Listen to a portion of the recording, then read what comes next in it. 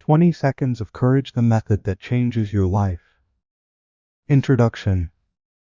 You're already braver than you think. This book is dangerous. Not because it contains anything forbidden or shocking, but because after reading it, you won't be able to live the way you did before. You won't be able to sit quietly in a meeting when you have an idea.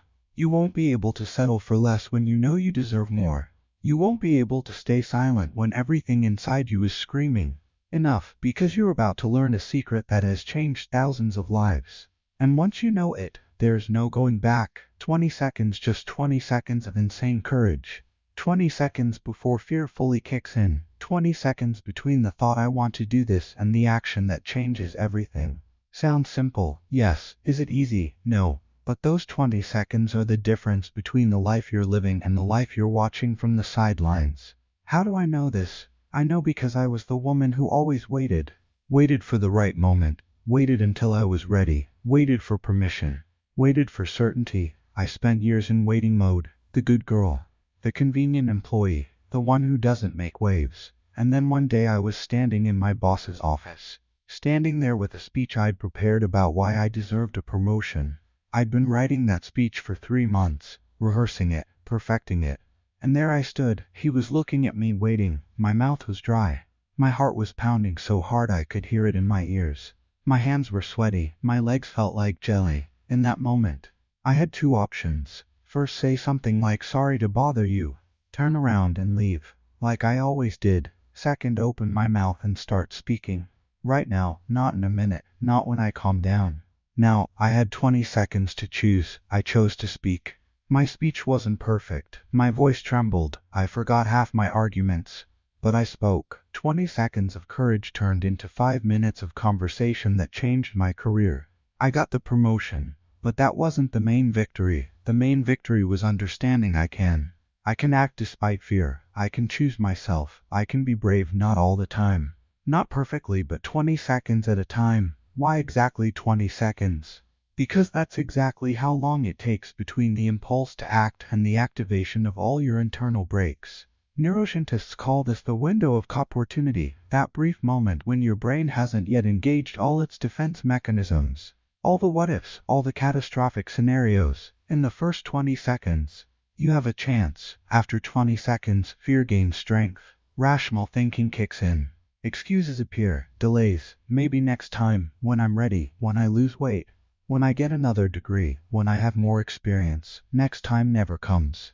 You'll never be ready. There's only now, and there are 20 seconds. Who this book is for? This book is for you if you've been postponing a conversation you should have had years ago. You know you deserve more but can't bring yourself to ask for it. You're living according to others' expectations, not your own desires. You feel that somewhere inside there's another you, brave, free, living fully, but you don't know how to let her out. You're tired of being convenient. This book isn't about becoming fearless. Fearlessness is a myth. Even the bravest people are afraid. The difference is they act despite the fear. This book is about learning to do what scares you, 20 seconds at a time. What comes next? This book has 15 chapters. Each one is like a movie trailer for your new life. We'll talk about what happens in your brain at the moment of fear.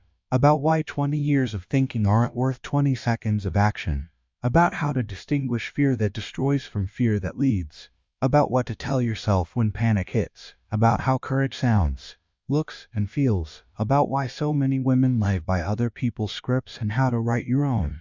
And at the end, about who you'll become when you stop being afraid to be yourself. Warning: this book won't give you confidence. Confidence doesn't come before action.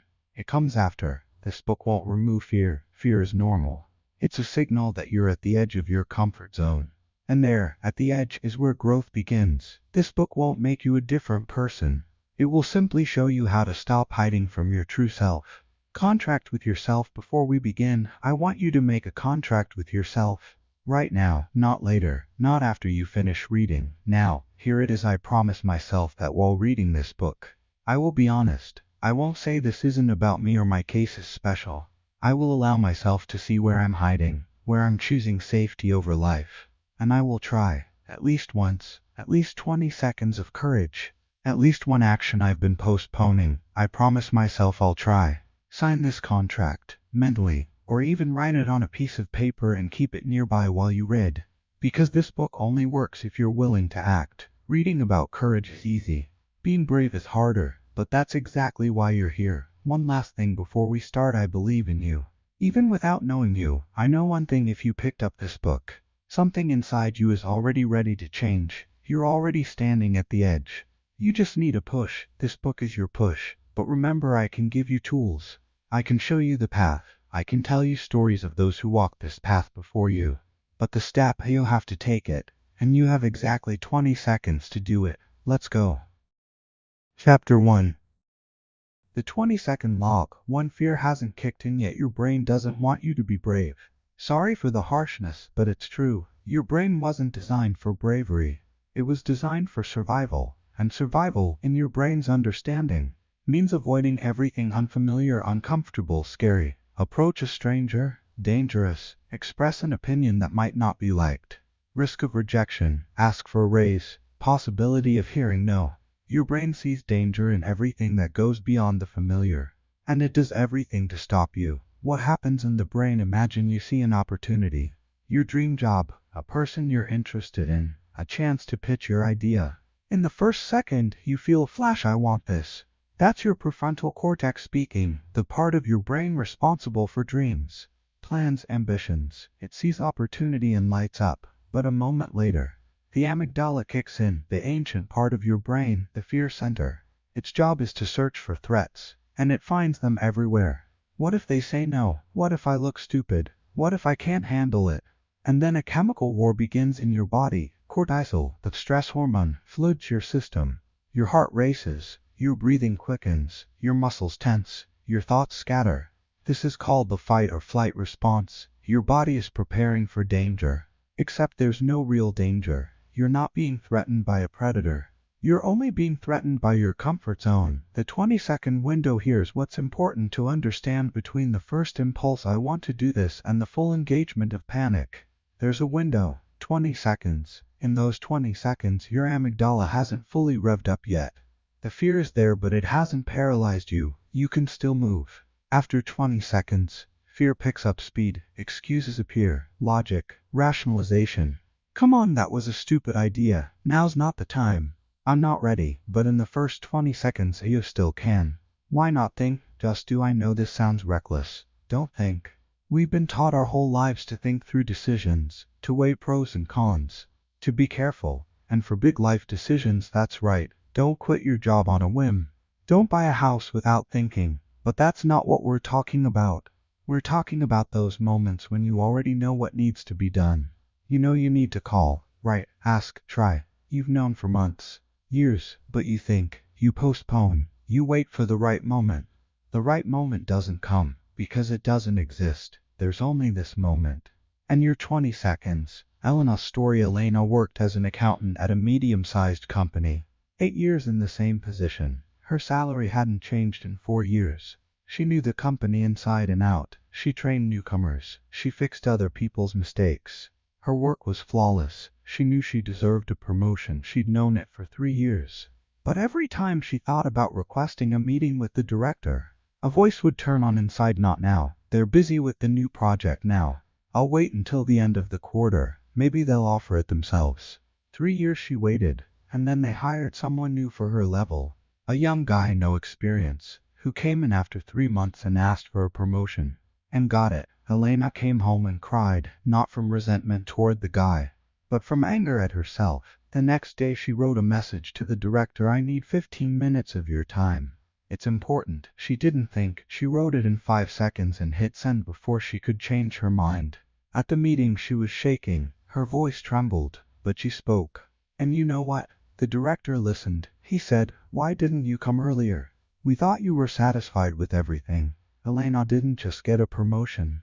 She got a new position and a 40 raise. But the main thing, she learned that she could. That 20 seconds of courage are worth 3 years of waiting.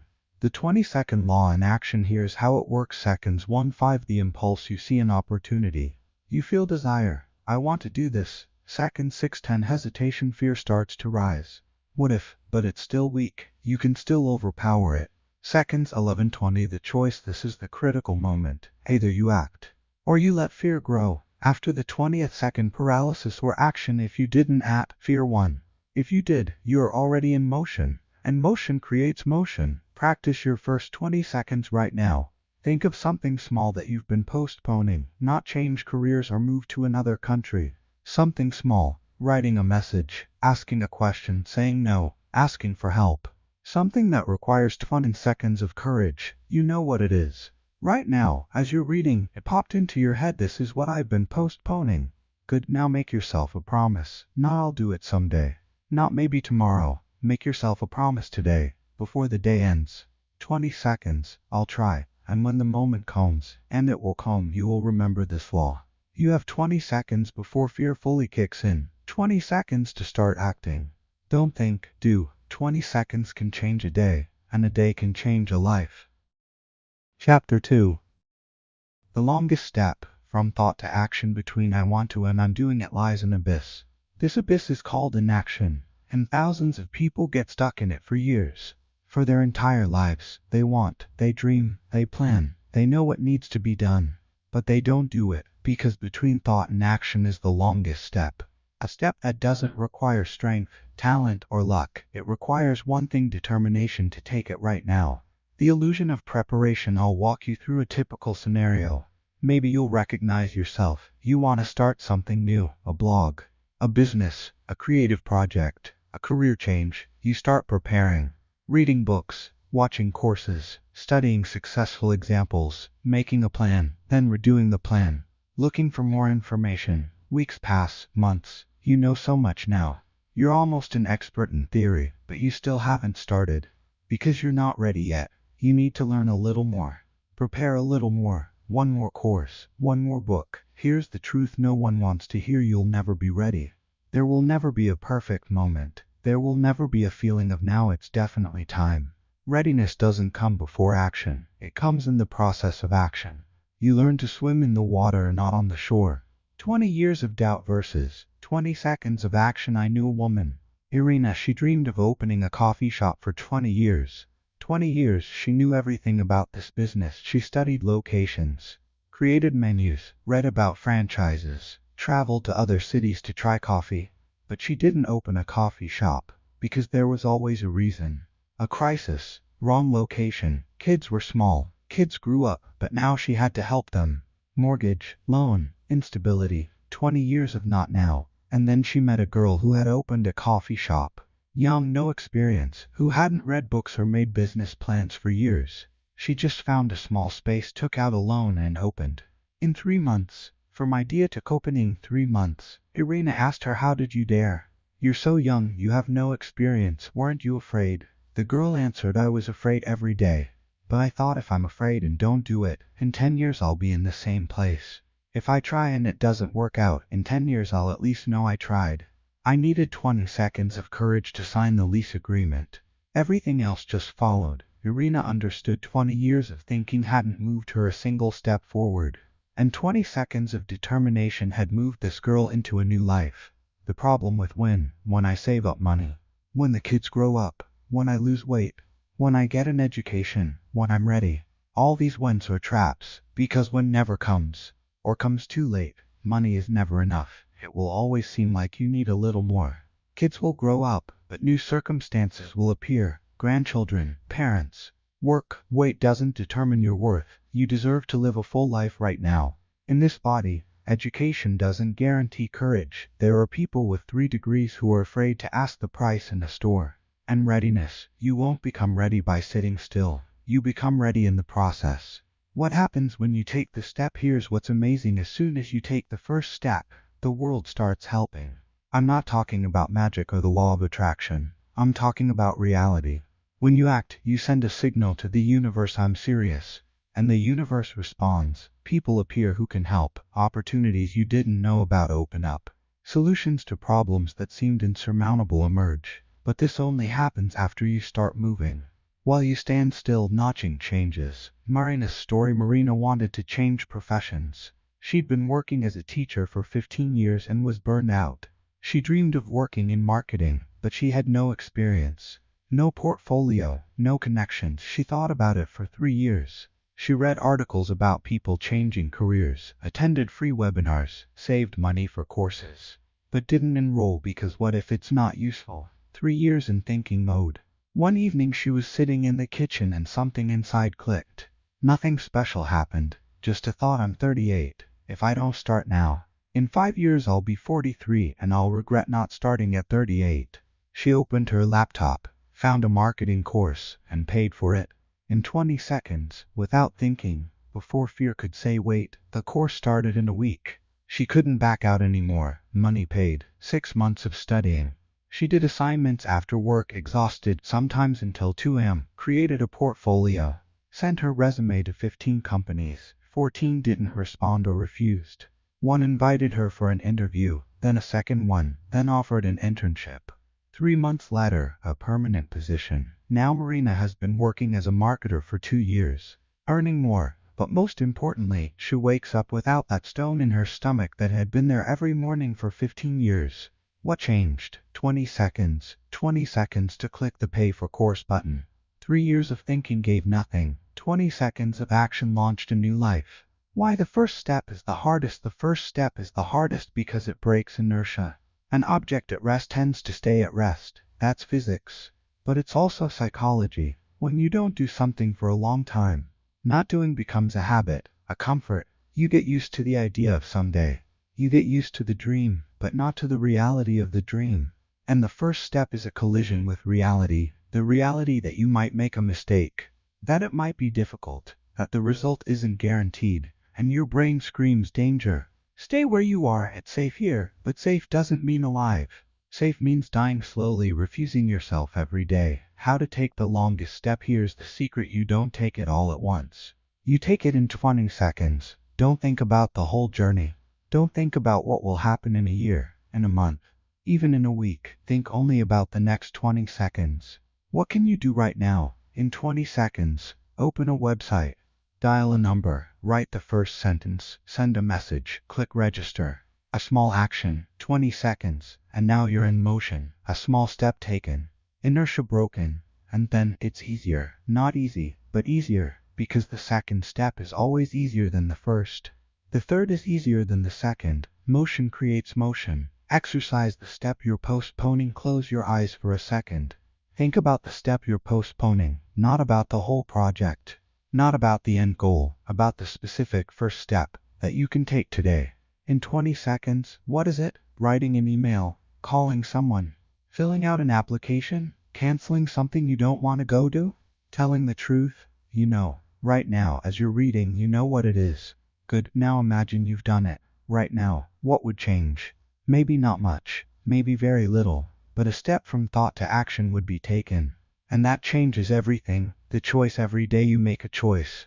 The choice to stay in thoughts or move to action. The choice to wait for the right moment or create it. The choice to listen to fear or listen to desire. Most people choose to wait their whole lives, but you're reading this book. That means you're different. You're ready for the longest step, and it starts in 20 seconds. Chapter 3. The moment of truth. You feel your pulse. That means it's right. There are 2 kinds of fear. The fear that protects you, and the fear that holds you back. The fear that protects you says don't walk alone down a dark alley at 3 a.m. The fear that holds you back says don't speak up in the meeting. They might judge you. One keeps you alive, the other keeps you small. And the tragedy is, your brain can't tell the difference. To your brain, both feel exactly the same racing heart, the same sweaty palms, the same voice screaming danger. But here's what you need to learn: when you feel your pulse quicken before doing something that matters to you, that's not a warning. That's a compass. The moment of truth. You know that feeling. You're about to do something important, something that matters, something that could change things. And your body reacts. Your heart starts pounding. Your breath gets shallow. Your hands might shake. There's that flutter in your stomach. This is the moment of truth. And in this moment, most people turn back. They interpret these signals as stop, as this isn't right, as I'm not ready. But what if I told you these signals mean the exact opposite? What if I told you that feeling your pulse race is a sign you're exactly where you need to be? The biology of growth. Here's what's actually happening in your body when you feel that fear. You're at the edge of your comfort zone. The edge is where growth happens, not in the center where everything is safe and known, but at the edge where it's uncomfortable and uncertain. Your body knows this. Your body is smart. It knows that crossing this edge will change you. And change, even good change, is perceived as a threat by your primitive brain. So your body prepares. Adrenaline, cortisol, increased heart rate, all the systems on high alert. Not because you're in danger, but because you're about to become someone new.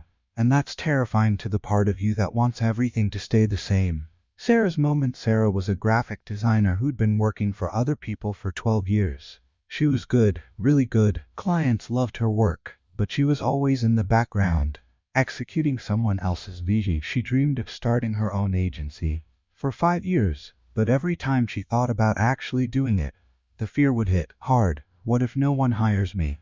What if I fail? What if I lose everything? The fear felt like a warning, like her gut telling her it was a bad idea. So she stayed safe, comfortable, miserable. Then one day she was designing a campaign for a client, a campaign she'd pitched, a brilliant concept, and she watched as her boss presented it to the client, taking credit, while Sarah sat in the back of the room, invisible, and something inside her snapped, not in anger, in clarity. She realized the fear of staying small had finally become greater than the fear of stepping out. That night, she registered her business, designed her website, wrote her first social media post announcing her agency. Her hands were shaking as she hit publish. Her heart was racing. She felt like she might throw up, but she also felt alive. More alive than she'd felt in 5 years. 3 months later, she landed her first major client. 6 months later, she'd replaced her salary. A year later, she had a team of 3, but the real victory happened that night when she hit publish. That was the moment of truth. The fear didn't go away, but she learned to read it differently. Fast pulse, racing heart. That meant she was doing something that mattered. Fear that destroys versus fear that leads. Here's how to tell the difference. Fear that destroys makes you smaller.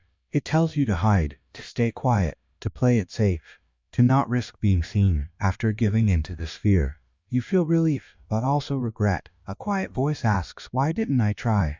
Fear that leads makes you bigger. It tells you you're about to step into something unknown, something that will stretch you, something that could change you. After moving through this fear, you feel exhausted but also expanded. You think, I did it. I can do hard things. One fear contracts you, the other fear grows you. The pulse test. Next time you feel that rush of fear, do this. Ask yourself, if I do this, will I become more of who I want to be, or less? If the answer is more, that's fear that leads. Follow it.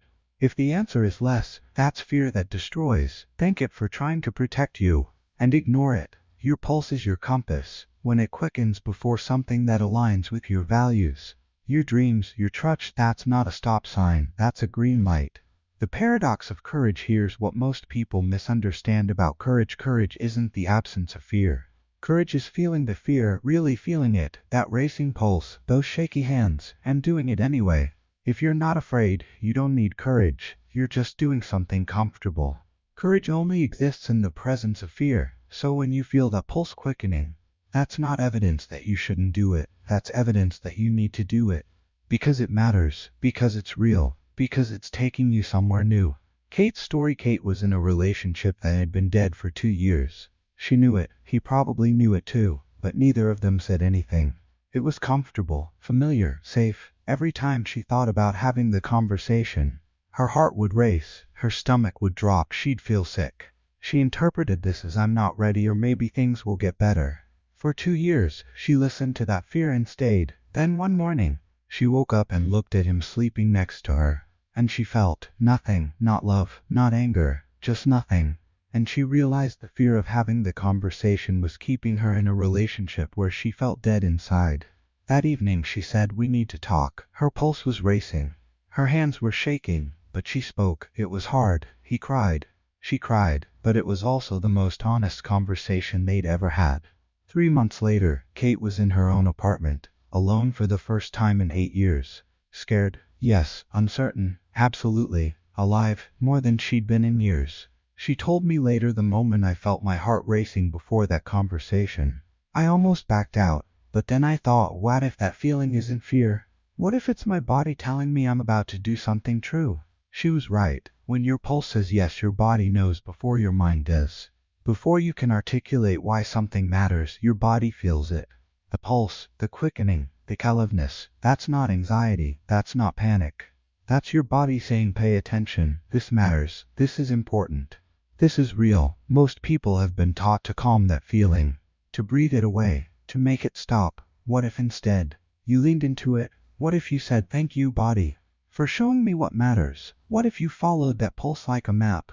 The practice following your pulse this week. Pay attention. Notice when your pulse quickens. Not from danger, not from a near miss on the road, but from possibility. When you think about sending that message, when you consider speaking up in that meeting, when you imagine making that change, your pulse will quicken. And in that moment, instead of backing away, ask, is this fear that destroys or fear that leads? Will doing this make me more of who I want to be? Is this my body warning me, core guiding me? If it's guiding you, take the 20 seconds. Feel the pulse, honor it, follow it, because your body knows. When you feel your pulse quicken before doing something that aligns with your trust, that means it's right. That's your moment of truth, and you have 20 seconds to step into it. Chapter 4. The script technique. Freeze frame. Imagine your life is a movie. You're the main character. It's playing right now in real time. And suddenly someone hits pause. Everything freezes. The scene holds. You're suspended in this moment. And a voice asks you, if this scene plays out the way it's going, if nothing changes, where will you be in 5 years? Can you see it? Really see it? The same job, the same relationship, the same routines, the same conversations, the same regrets. 5 years from now, you'll be 5 years older, but will you be different? Will you have grown? Will you have tried? Or will you just be older, with the same dreams still deferred, the same someday still waiting? The power of the pause in movies. A freeze frame is powerful because it gives you time to see what's really happening, to notice details you'd miss in motion, to understand where things are heading. Your life needs freeze frames too, because most of us are moving so fast, working, surviving, handling the next thing and the next thing, that we never stop to ask, is this the path I want to be on? We just keep walking, because we started walking this way, because everyone else is walking this way, because stopping feels scary. But what if you stopped? Just for a moment. What if you hit pause on the script you've been following and asked, is this my script? Or someone else's? The script you're following. Most people are living someone else's script. The script their parents wrote: get a stable job, don't take risks, security is everything. The script society wrote: look a certain way, achieve these milestones, compare yourself to others. The script their past self wrote: I'm not the kind of person who does that. I don't have what it takes. That's for other people. These scripts are powerful because you've been rehearsing them for years. They feel like truth, they feel like you, but they're not. They're just the lines you've been given, and you've been performing them so long you forgot you could write your own. Jessica's freeze frame. Jessica was a lawyer, a good one. She'd gone to law school because her father was a lawyer, and his father before him. It was the family script. We're a family of lawyers. She never questioned it, she just played the part, for 15 years. But she hated it. The hours, the pressure, the constant fighting. She felt like she was dying inside, a little more each day. But she couldn't imagine anything else. This was who she was. This was the script. Until one day she was driving home from work at 10 p.m. Again, she'd missed her daughter's school play. Again, and she had a thought that stopped her cold. If nothing changes, in 5 years I'll have missed 5 more years of her childhood. And I'll still hate waking up every morning. Is this really what I want my life to be? That was her freeze frame moment. She pulled over, sat in her car, and really looked at her life. Not the life she was supposed to have, the life she actually had. And she realized this wasn't her script. This was her father's script, his father's script. She'd just been performing it. That night, she went home and told her husband, I can't keep doing this.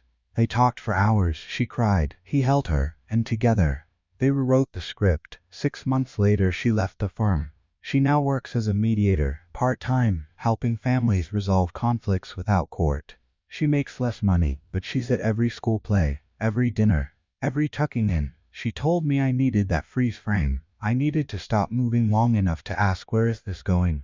And do I want to go there? The answer was no. So she chose a different path. Your freeze frame moment right now. I want you to hit pause on your life, just for a moment. Look at where you are, your job, your relationships, your daily routines, how you spend your time, how you feel when you wake up. Now ask yourself, if nothing changes in the next 5 years, if I keep making the same choices, following the same patterns, where will I be? Don't think about where you want to be. Think about where you're actually headed. If you keep saying yes to things you want to say no to, where does that lead? If you keep staying quiet when you have something to say, who do you become? If you keep postponing your dreams because maybe later, will later ever come? Really look, is this the movie you want to be in? Choosing a different scene. Here's the beautiful, terrifying truth: you can change the script. Right now, in the next 20 seconds. You don't have to keep following the path you've been on just because you've been on it. You don't have to keep being the person you've been just because that's who you've been. The script can change, the character can grow, the plot can shift. But only if you choose it. Only if you take those 20 seconds to say no. Not the scene. I'm writing a different one. Amanda's new script. Amanda was an executive assistant. For 20 years she was excellent at it, organized, efficient, reliable. But she'd always wanted to be a writer since she was a child. She'd written in secret, late at night, on weekends, notebooks full of stories and essays that no one ever saw. Because that wasn't the script. The script was Be Practical. Part 2. Chapter 5. What you lose when you wait for the 21st second. There's a moment that decides everything. Not the moment when you succeed, not the moment when you fail. The moment when you choose. And most people lose that moment in the 21st second. The first 20 seconds are courage, they're possibility, they're that window when you could still act. But the 21st second, that's when fear wins, that's when the excuses flood in. That's when maybe tomorrow replaces right now. And here's what nobody tells you: every time you wait for the 21st second, you don't just postpone action, you lose something. What the 21st second steals, it steals momentum. In the first 20 seconds you have energy, you have that spark of I could do this. Your body is ready, your mind is almost convinced, but wait one more second. And that energy starts to drain. Wait 10 more and it's gone. Wait a day, and you have to start all over again, finding the courage, building the energy, convincing yourself it matters. Momentum is everything, and the 21st second kills it. It steals opportunity. Some moments don't wait. Some conversations can only happen now. Some chances come once. The job posting that closes tomorrow. The person sitting next to you on the plane. The meeting where decisions are being made. The moment when someone asks, "What do you think?" Wait for the 21st second and the moment passes. The opportunity closes. Someone else speaks up. The chance is gone. And you're left with I should have. It steals self-trust. Every time you tell yourself I'll do it, and then don't, you erode trust in yourself. Your brain learns, oh, we don't actually follow through, we just think about things. Over time, you stop believing your own promises. You stop trusting that you'll show up for yourself. And that's the most dangerous loss of all, because without self-trust, you can't build anything, you can't change anything, you're just stuck in an endless loop of intending and avoiding. It steals experience. When you don't act, you don't just avoid failure. You avoid learning. You avoid the experience of trying, of discovering what works and what doesn't, of building skills and confidence through practice. Not acting isn't neutral. It's not staying the same. It's falling behind, because everyone else who acts is learning, growing, evolving, and you're standing still waiting for certainty that never comes. The regret equation. Here's a truth backed by research. When people look back on their lives, they don't regret the things they did, they regret the things they didn't do. The risks they didn't take, the words they didn't say, the dreams they didn't chase, the person they didn't become. Harvard psychologist Daniel Gilbert studied regret for decades. He found that action regret fades quickly. I tried and failed hurts for a moment, but then becomes a story, a lesson, a badge of courage. But an action regret, that stays, it festers, it grows. I could have becomes the saddest phrase in any language, and it all happens in the 21st second. That's when I could becomes I didn't. Claire's 21st second. Claire was a software engineer. Brilliant, talented, but quiet. She worked at a mid-sized tech company, on a team led by a man who loved hearing himself talk. Every meeting he'd dominate, and every meeting Claire would have ideas. Better ideas, solutions to problems he'd spent hours talking around, but she never spoke up. She'd feel the impulse, she'd open her mouth slightly, her heart would race.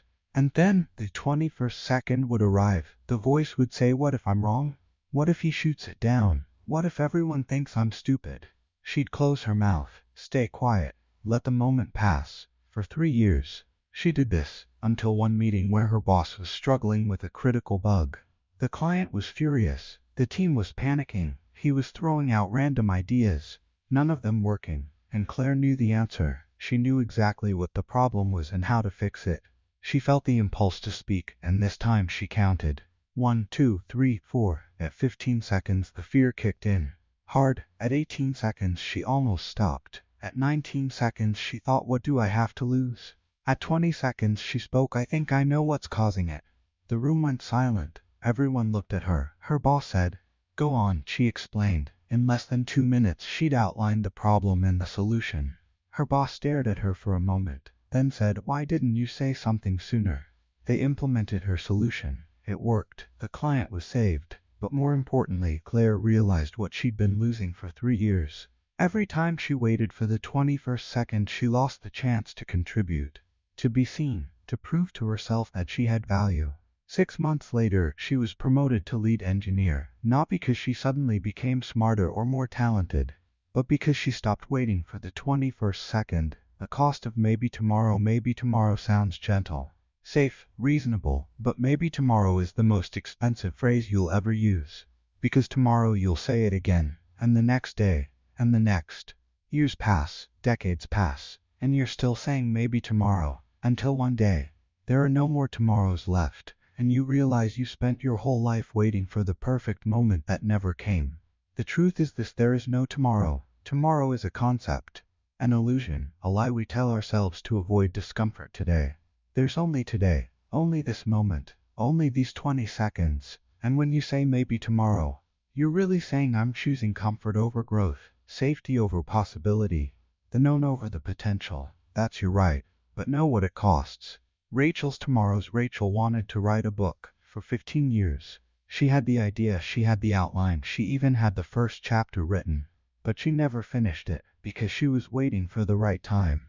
When the kids were older, when work was less busy, when she had more energy, when she felt more inspired. Tomorrow, always tomorrow, until one day, she was at a bookstore and she saw a book on display with almost the exact same concept she'd been planning to write. Written by someone else, someone younger than her, someone who'd probably had the idea years after Rachel did, but someone who didn't wait for tomorrow. Rachel stood in that bookstore and cried, not from jealousy, from grief. She grieved the book she could have written, the readers she could have reached, the version of herself she could have become, all lost to maybe tomorrow. She went home that day and wrote, not tomorrow. That day she finished her book 18 months later. It didn't become a bestseller. But that wasn't the point. The point was she stopped losing her life to the 21st second. Not action versus destination, experience versus regret. Here's how to reframe this: when you act, even if it doesn't work out, you gain experience. You learn what doesn't work. You build resilience. You discover you can survive disappointment. You gather data for the next attempt. When you don't act, you gain nothing except regret. And regret is the most useless emotion. It teaches you nothing. It builds nothing. It just sits there, reminding you of what could have been. So the real equation is this: action, experience. Even if failure, inaction, regret. Always experience makes you stronger, smarter, braver. Regret makes you bitter, stuck, small. Which one do you want? The practice 20-second decisions for the next week. I want you to notice your 21st seconds. Pay attention to the moments when you feel the impulse to act, and then don't. The moment you almost speak up, but stay quiet. The moment you almost send the message, but close the app. The moment you almost try something, but talk yourself out of it. Notice that moment, that 21st second when fear wins, and then ask yourself, what am I losing right now? Not what you might lose if you act, what you're definitely losing by not acting. Momentum, opportunity, self-trust, experience, name it, feel it, and then date. Is avoiding discomfort for 20 seconds worth what you're losing? Sometimes the answer might be yes. Not every moment requires courage. Some moments are genuinely not the right time, but most of the time, you'll realize I'm losing more by waiting than I would by trying. And when you realize that, you'll stop waiting for the 21st second. You'll act in the 20th, the deadline nobody talks about. Here's the thing nobody wants to hear: you have a limited number of 20-second opportunities. A limited number of moments when the impulse hits and the window is open. A limited number of chances to be brave, not because courage has a quota, but because life does. You have a finite number of days, a finite amount of time, a finite number of moments when opportunity and readiness align. And every time you wait for the 21st second, you use up one of those moments. You don't get them back. So the question isn't what if I fail? The question is, can I afford to keep waiting? Because the cost of waiting isn't just the thing you didn't do. It's the person you didn't become, the life you didn't live, the version of yourself you abandoned in the 21st second. Your choice every time that impulse comes, the one that says do this. You have 20 seconds to choose. Act and gain experience. Wait and gain regret. Try and learn. Don't try and wonder. Step forward and grow. Stay still and shrink. 20 seconds. That's all the time you have to decide which side of the equation you want to be on. Don't wait for the 21st second. By then it's already too late. Chapter 6. The principle of I only have now. If you had 1 hour to live, what would you do? Would you scroll through your phone? Sit in a meeting you hate? Stay silent about something that matters? Of course not. You'd call the people you love.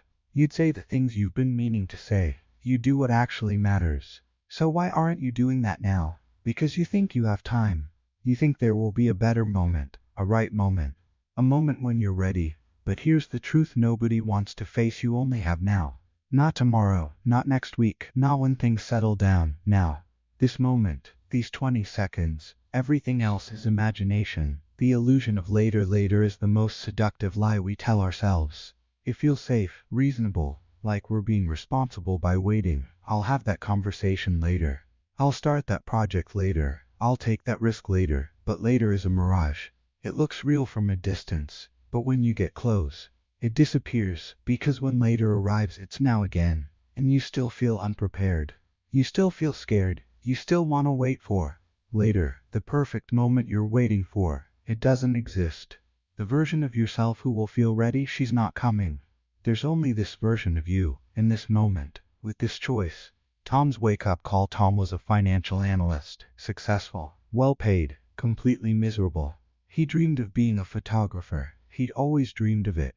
Since he was a kid, he had the camera, the eye, the talent, but photography wasn't practical, wasn't stable, wasn't a real career. So he told himself later, when I've saved enough money, when I've established myself, when I'm more secure. He was 35 when he made that plan.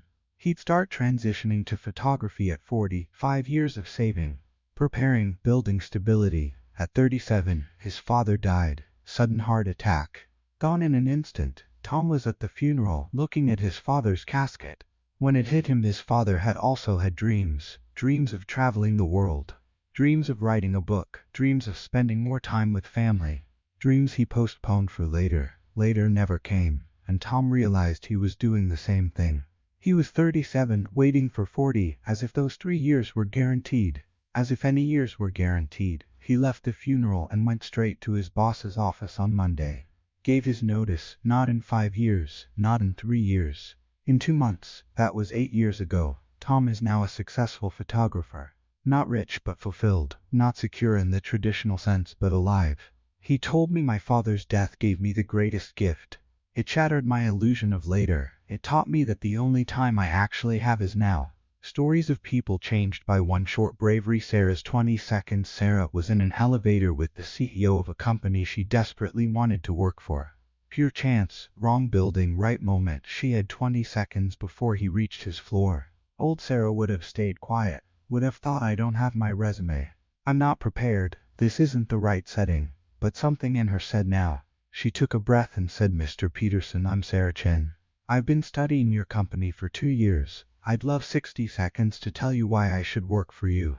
He looked at her, surprised, then smiled. You've got 60 seconds. Starting now. She pitched herself, in an elevator, unrehearsed, imperfect. He gave her his card, said send me your resume. 3 weeks later she was hired. 20 seconds of courage, one moment of I only have now, changed everything. Michael's 20 seconds. Michael had been dating his girlfriend for 7 years. He knew she was the one. He'd known for years, but he kept waiting for the perfect moment to propose. The perfect vacation, the perfect restaurant, the perfect sunset. And then one Tuesday night, they were in their apartment. She was in sweatpants, hair in a messy bun. eating cereal for dinner. They were watching a random TV show. And he looked at her, really looked at her, and thought, why am I waiting? There was no ring, no plan, no perfect moment, but there was now. He got down on one knee right there in the living room and said, I don't have a ring yet. I don't have a speech prepared. But I've been waiting for the perfect moment for 2 years. And I just realized that perfect moment is whenever I'm with you. Will you marry me? She cried, said yes, laughed at how absurdly imperfect it was, and told him later that was more perfect than any planned proposal could have been. Because it was real. It was you choosing me in a normal moment. Not waiting for everything to be special, but making a normal moment special. Michael learned the perfect moment isn't somewhere out there. It's the moment you decide to act. Linda's 20 seconds. Linda's mother was difficult, critical, hard to please. They'd had a strained relationship for decades. Linda kept thinking, one day we'll have that conversation. One day I'll tell her how I feel.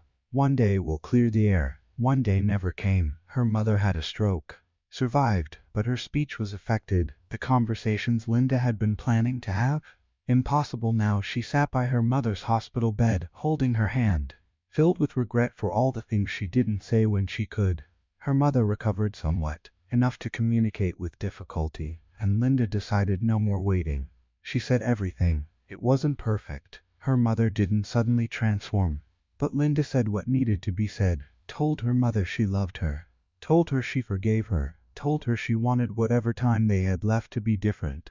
It was messy, emotional, hard, but she did it, because she learned the hard way later isn't guaranteed. Her mother died 8 months after that conversation, and Linda told me I almost lost my chance. I almost waited too long. Now I don't wait anymore. If something needs to be said, I say it. If something needs to be done, I do it.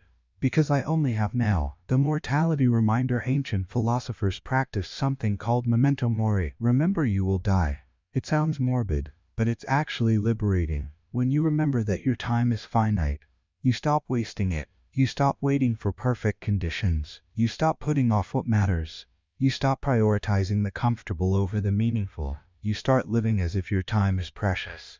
Because it is. You start asking, if not now, when? And if not me, who? And usually, the answer is now, you, this moment. The I only have now practice for the next week.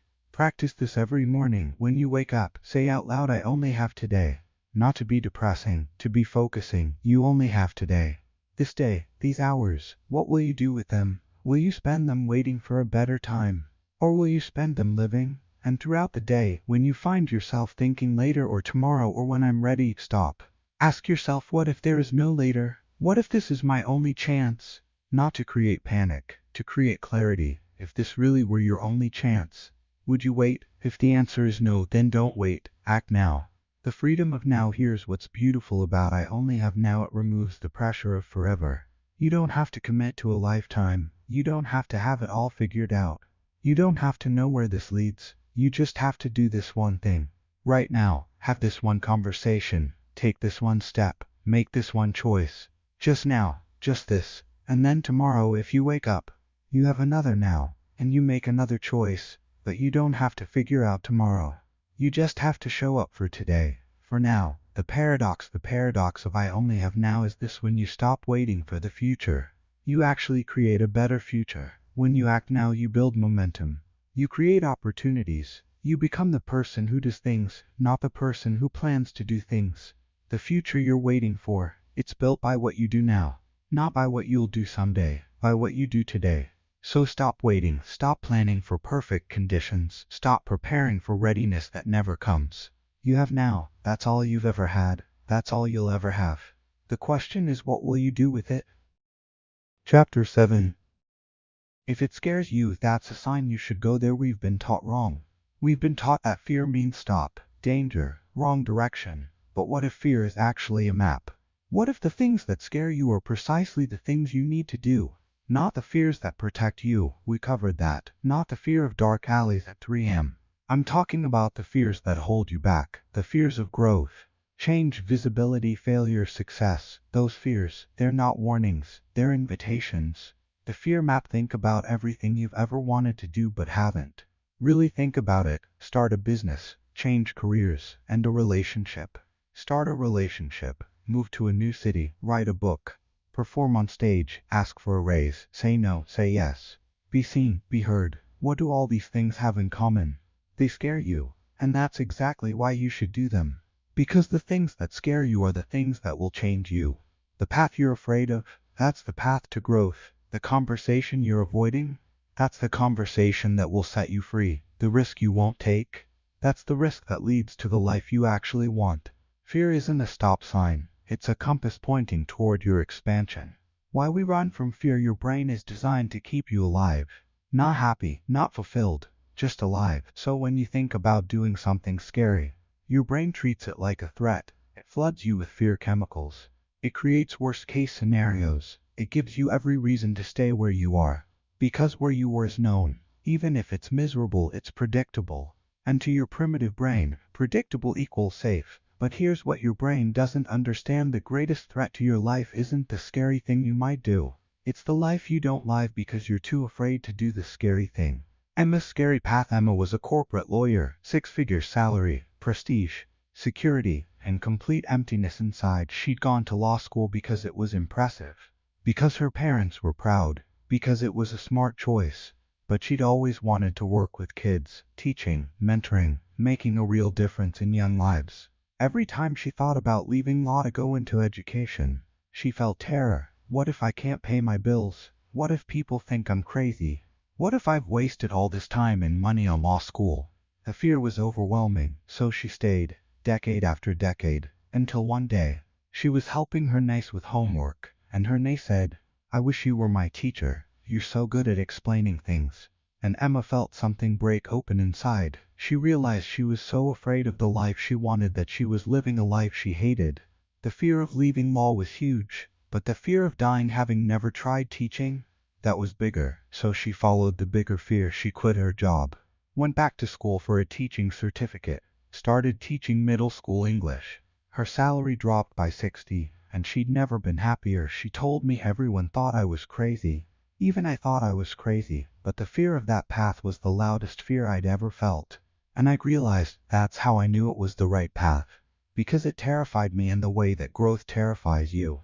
Not danger, transformation. The difference between fear of and fear for: fear of is fear of consequences. Fear of what you might lose. Fear for is fear of who you might become. Fear of the change itself. Fear of keeps you small. Fear for is evidence you're about to grow. When you're afraid of losing money, status, approval, that's fear of. It's about external consequences. When you're afraid of becoming visible, powerful, authentic, changed, that's fear for. It's about internal transformation. Both feel scary, but they're not the same. Fear of is about protecting what you have. Fear for is about becoming who you're meant to be. And here's the key: the bigger the fear for, the bigger the transformation waiting on the other side. David's stage fright. David was a software developer. Brilliant, talented, and terrified of public speaking. He'd been promoted to a position where he needed to present at conferences. His boss kept encouraging him. Colleagues kept saying he had valuable insights to share. But the thought of standing on a stage in front of hundreds of people made him physically ill. He avoided it for 2 years, turned down opportunities, made excuses, until his mentor said something that changed everything. "David, you're not afraid of the stage. You're afraid of the person you'd have to become to be on that stage. Because that person is confident, visible, unable to hide, and you've spent your whole life hiding. The stage is calling you to become someone new. That's what scares you."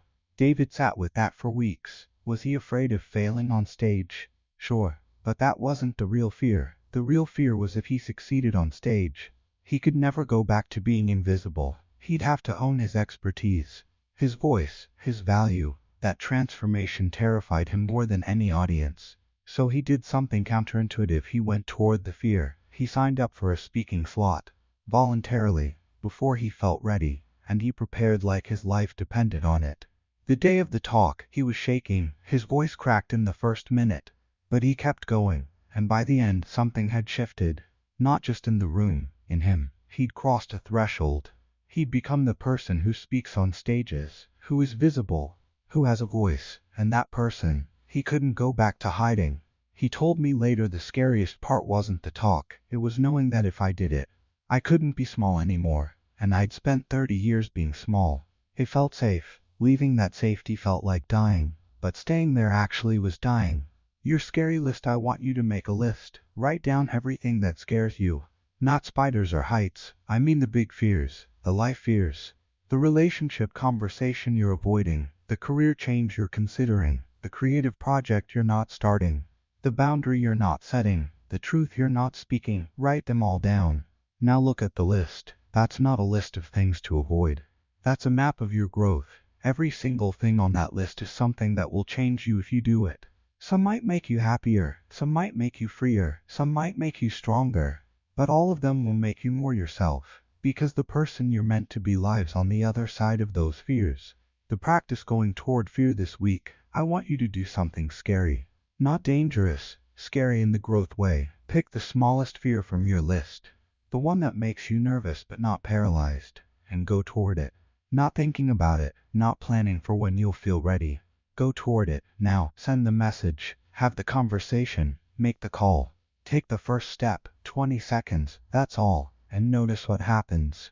Not just externally, internally. Notice that you survive, that fear loses power once you move through it. Notice that you're a little bit braver on the other side. And notice that the next fear on the list looks a little less impossible. The freedom on the other side. Here's what nobody tells you about fear. The only way out is through. You can't think your way out of fear. You can't plan your way out. You can't wait for it to go away. You have to go through it.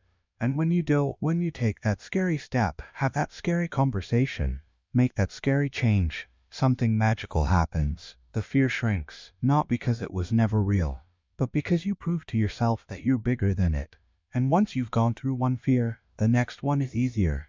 You start to trust yourself, to know that you can handle hard things, that you can survive discomfort, that growth is worth the fear. And slowly you stop running from fear, you start running toward it, because you know that's where your life is waiting. The truth about courage. Courage isn't doing things that don't scare you. Courage is doing things because they scare you. It's seeing fear and saying yes.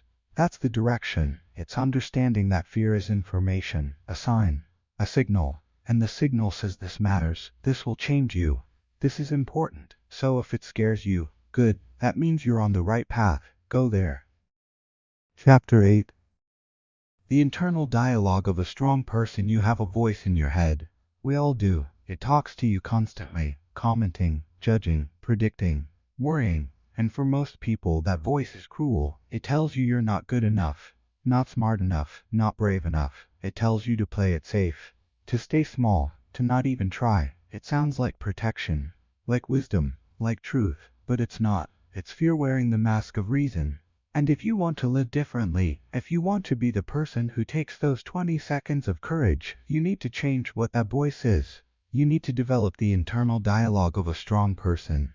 What the weak voice is. The weak voice, the voice of fear, has a script. You probably know it by heart. Who do you think you are? You're going to fail. Everyone will judge you. You're not qualified. This is stupid. You'll regret this. Just stay where you are. It's safer. This voice is loud, convincing. It sounds like it's protecting you.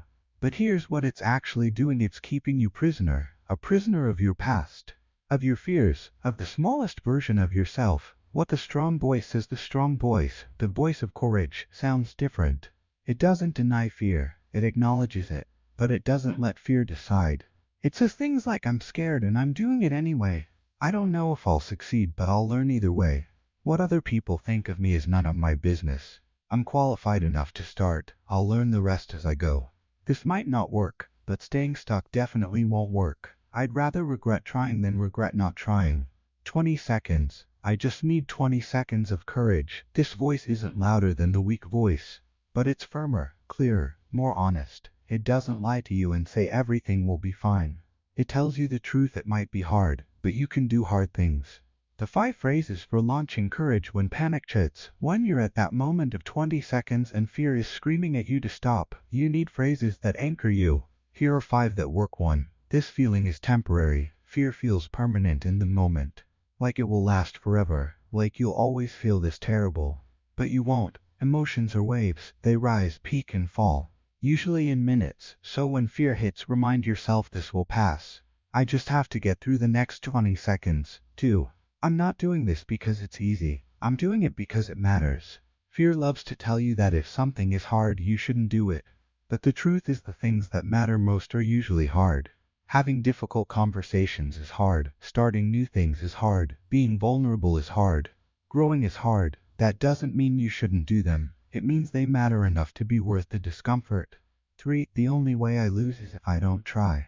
Reframe failure. Trying and failing teaches you something, builds resilience, gives you data, proves you're brave. Not trying teaches you nothing, builds regret, confirms your fears. So the real failure isn't trying and not succeeding, it's not trying at all. When you remember this, suddenly trying becomes the only rational choice. 4. I'm not alone in feeling this way. Fear is isolating. It makes you feel like you're the only one who's scared, like everyone else is confident and certain, but they're not. Every single person who's ever done anything meaningful has felt exactly what you're feeling right now. The fear, the doubt, the what if I can't. You're not broken. You're not weak. You're human. And this fear, it's proof you're about to do something brave. 5. 20 seconds. That's all I need. When the fear feels overwhelming, don't think about the whole thing. Don't think about the hour-long conversation or the year-long project or the lifelong change. Think about 20 seconds. I just need 20 seconds of courage to start, to pick up the phone, to say the first word, to click send. Just 20 seconds. Anyone can do anything for 20 seconds, and once you start, momentum takes over. Jenna's panic moment. Jenna was about to quit her toxic job.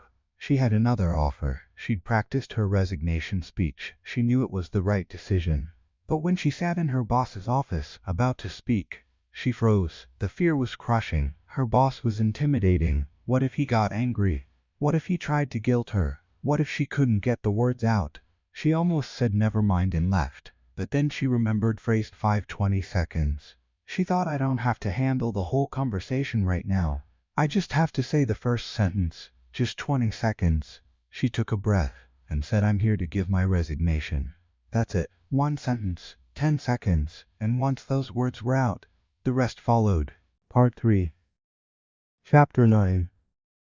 What if it doesn't work out? That the right answer to the wrong question. This is the question that stops more dreams than any other. What if it doesn't work out? It sounds reasonable, cautious, wise, but it's the wrong question. And when you ask the wrong question, you get the wrong answer, the answer that keeps you stuck. Safe small. So let's talk about the right question, the one that actually helps you move forward. Why what if I fail? Is a trap. When you ask what if I fail, your brain immediately starts generating answers, scary answers. You'll lose money. People will judge you. You'll prove you're not good enough. You'll waste time. You'll look stupid. And because your brain is designed to protect you, it will find every possible negative outcome. It's doing its job scanning for threats. But here's the problem. This question is biased. It only looks at one side of the equation. It only considers the cost of trying. It completely ignores the cost of not trying. The balanced question, instead of asking what if I fail, ask this: what if I don't try? Now your brain has to consider both sides. What if you don't try? You'll stay where you are, wondering, regretting, always asking what if. You'll never know if it could have worked. You'll carry the weight of the unlived life. You'll be safe, but you won't be satisfied. Suddenly, the risk of trying doesn't look so scary compared to the certainty of not trying. The third question. But there's an even better question, one that completely reframes failure. What will I learn? Not will I succeed or fail, but what will I learn? Because here's the truth, you'll learn something either way. If it works out, you learn you're capable. You build confidence. You gain skills. You prove to yourself you can do hard things. If it doesn't work out, you learn what doesn't work. You build resilience. You gain experience. You prove to yourself you can survive disappointment. Both outcomes make you stronger. The only way you truly lose is if you don't try at all. Because then you learn nothing. Reframing failure from threat to data. Let's stop calling it failure. That word carries too much weight, too much shame, too much finality. Let's call it what it actually is: data. Every attempt gives you data. This approach worked. That one didn't. This person responded well. That one didn't. This timing was right. That timing was off. Data isn't personal. It's not a judgment on your worth. It's information. And information is how you get better. Think about scientists. They run experiments. Most experiments fail. They don't get the result they hoped for. But they don't call it failure. They call it results. Interesting. That didn't work. Now we know something we didn't know before. Let's adjust and try again. That's how growth works, not through getting it right the first time. Through trying, learning, adjusting, trying again. Elena's failure that wasn't Elena quit her corporate job to start a coaching business. She had a plan, she'd done the research, she had savings for 6 months. 6 months later she had 3 clients. Total, she was making about $800 a month. By traditional standards she'd failed. The business wasn't viable. She'd have to go back to corporate work. She was devastated, but then she did something different. Instead of spiraling into shame, she got curious. She asked, what did I learn? The list was long. She learned she hated selling. The sales process made her miserable. She learned she loved one-on-one work but found group coaching draining. She learned she was good at writing. Her newsletter had grown to 2.0 subscribers. She learned corporate clients paid more and had bigger budgets than individual clients. She learned she needed structure and accountability. Working from home made her lazy. That wasn't failure. That was a 6-month intensive learning program, so she adjusted. She got a part-time corporate job. Hello, stable income and structure. She stopped trying to be a full-time coach. She focused on writing what she loved and was good at. She built her newsletter, monetized it, created courses. 2 years later, she was making more than she ever did in corporate, working fewer hours, doing work she actually enjoyed. But none of that would have happened if she'd been too afraid to fail the first time. She told me, I used to think failure was the end. Now I know it's data. Every failure is just me getting closer to what actually works. The real risk here's what nobody tells you. The real risk isn't trying and failing. The real risk is getting to the end of your life and realizing you never tried. Trying and failing gives you a story, a lesson, experience, growth. Not trying gives you nothing but regret. And regret is the one thing you can't fix. You can recover from failure. You can't recover from never having tried. So what? Exercise when fear asks, what if I fail? Respond with so what, not dismissively, genuinely. So what? What if I fail? So what would happen? People might judge me. So what if they do? I'd feel embarrassed. So what? For how long? Maybe a few days. And then I'd move on. So the worst case is a few days of embarrassment. And then life continues? Yes. And the best case is it works and changes my life? Yes. So we're weighing a few days of potential embarrassment against a lifetime of potential growth. When you put it that way, when you follow fear to its logical conclusion, you realize the worst case scenario is almost never as bad as your imagination makes it. And the cost of not trying is almost always worse than the cost of trying. Katie's so what moment. Katie wanted to perform her poetry at an open mic night. She'd been writing poetry for 10 years, in private. She'd never shared it with anyone except her best friend. But she wanted to. She wanted to stand on a stage and share her words. The fear was paralyzing. What if people don't like it? What if I forget the words? What if they think I'm pretentious? She almost didn't go, but then she did the so what exercise. So what if they don't like it? They'll politely clap and forget about it in 5 minutes. So what if I forget the words? I'll laugh, look at my notes, and keep going. So what if they think I'm pretentious? I'll never see most of these people again. The worst case scenario, 5 minutes of discomfort. The best case scenario, she'd finally share something she'd been hiding for a decade. She went, she performed. Her voice shook, she rushed through the last stanza. She left the stage thinking that was terrible, but then someone came up to her. A woman in her 50s. She said, thank you. That poem, it's exactly what I needed to hear tonight. Katie cried, not because she'd been perfect, but because she'd been brave. And in being brave she'd connected with someone, made a difference, done the thing she dreamed of doing. The failure scenario, the one where people judged her or didn't like it, it didn't matter anymore, because she'd tried, and in trying, she'd already won. From fear to interest to challenge, here's the progression. I want you to practice. Stage 1, fear, what if I fail? This is scary. I shouldn't do this. Stage 2, interest, what if I fail? Okay, but what would I learn? What could I discover? This is interesting. Stage 3, challenge, what if I fail? Good. That means I'm attempting something difficult. That means I'm growing. Bring it on. Most people stay stuck in stage 1 their whole lives. Some people make it to stage 2, they get curious about their fear.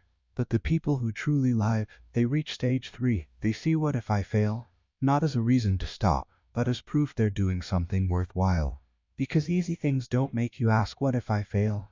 You only ask that question when you're attempting something that matters. So when that question comes up, smile. It means you're about to do something brave. The right question. So here's your new question. The one you ask instead of what if I fail? What will I regret more, trying and learning, or not trying and always wondering? Sit with that question. Really sit with it. Because that's the question that tells you the truth. And the truth is usually you'll regret not trying, so try. Not because success is guaranteed, but because trying is the only way you get to find out. And finding out, even if the answer is this didn't work, is better than spending your whole life wondering what if. The practice recoding your brain. This week, every time you catch yourself asking what if I fail, I want you to Step 1, notice it. There's the fear question. Step 2, ask the better question, what will I learn? Step 3, ask the real question, what will I regret more? Step 4, make your decision based on that answer. Do this 10 times, 20 times, 100 times, until what if I fail stops being a stop sign and starts being a sign that you're about to grow. Because failure isn't the opposite of success. Failure is part of success. The only real failure is not trying at all. Chapter 10. How courage sounds. Courage has a sound. It's not what you think. It's not loud. It's not aggressive. It's not the voice of someone who's fearless. It's quiet, steady, honest. It's the sound of someone who's afraid and doing it anyway. And when you learn to speak with that sound, in that tone, with that energy, everything changes. Not just how others hear you, how you hear yourself. The anatomy of a courageous voice. It's grounded. A courageous voice doesn't come from your throat. It comes from deeper, from your chest, your belly, your core. When you speak from your throat, your voice sounds thin, uncertain, like you're not sure if you have the right to speak. When you speak from your core, your voice has weight, presence. Even if it's quiet, it has power. Try this. Put your hand on your stomach. Take a deep breath. Feel your belly expand. Now speak from there. Feel the vibration in your chest. That's your courageous voice. It's steady. A courageous voice doesn't rush, doesn't trip over words trying to get them out before you lose your nerve. It takes its time, pauses, breathes, because someone who's truly confident doesn't need to rush. They trust that their words matter. They trust that people will listen. Even if your heart is graying, especially if your heart is graying, slow down. Speak, pause, breathe, speak again. Steady pace, steady presence. It's honest. A courageous voice doesn't hide the fear. It doesn't put on a performance of confidence. It doesn't pretend to be certain when it's not. It says, I'm nervous about this, or I don't know if this will work, or this is hard for me to say. And paradoxically, that honesty makes you more credible, more trustworthy, more powerful. Because everyone can sense fake confidence. It rings hollow, but honest courage, that resonates. The tone of courage. Tone is everything. You can say the exact same words with different tones and communicate completely different messages. The apologetic tone. I just wanted to say, if it's okay. I was thinking maybe we could, never mind. It's probably stupid.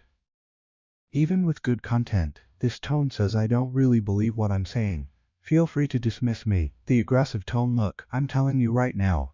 This is how it's going to be. I don't care what you think. This is happening. This tone says I'm compensating for insecurity with volume. I'm not actually confident. I'm defensive. The courageous tone. I've thought about this carefully. Here's what I believe we should do. I'm open to hearing your thoughts, but this is where I stand. This tone says I'm clear. I'm committed. I'm not attached to being right. But I'm not backing down from what I believe. Notice the difference? Courage isn't loud or soft. It's clear. It's not aggressive or passive. It's grounded. It's not certain or uncertain. It's honest. Body language of courage. Your voice doesn't exist in isolation. Your body speaks too, and your body can either support your courageous voice or undermine it. Courageous posture. Feet planted, shoulder width apart, spine straight, but not ridged, shoulders back and down, chest open, hands visible.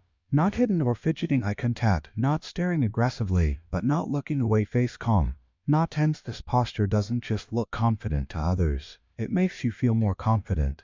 There's actual science behind this. When you hold a power pose, open, expansive, your body produces more testosterone, confidence hormone, and less cortisol, stress hormone. Your body affects your mind, so use it. Before you do something brave, take 30 seconds, stand up, plant your feet. Roll your shoulders back. Take 3 deep breaths. Feel yourself taking up space, then speak. What not to do.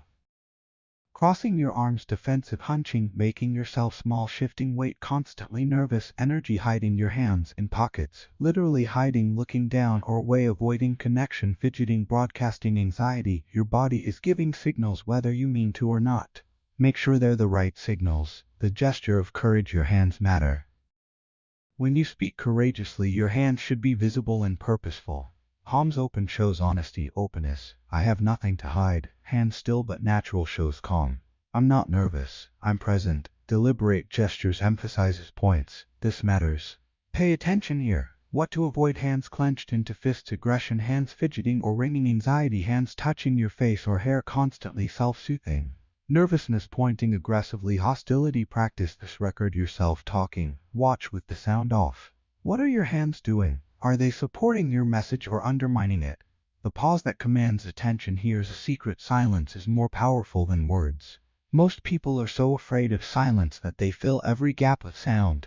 With I'm and like and you know, but courageous speakers, they pause, not because they don't know what to say, because they're letting their words land.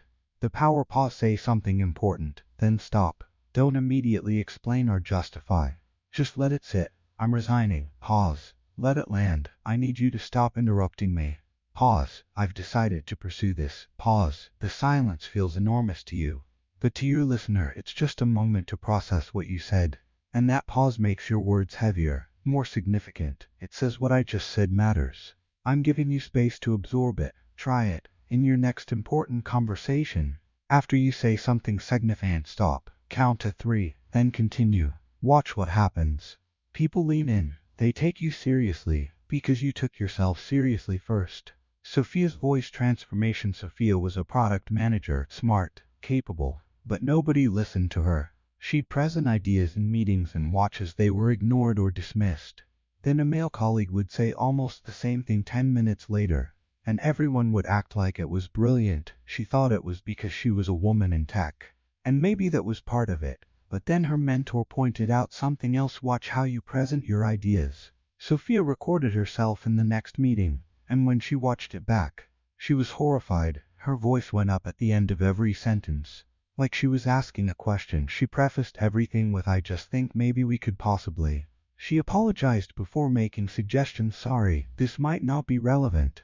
But her body language was contrite, arms close to her body.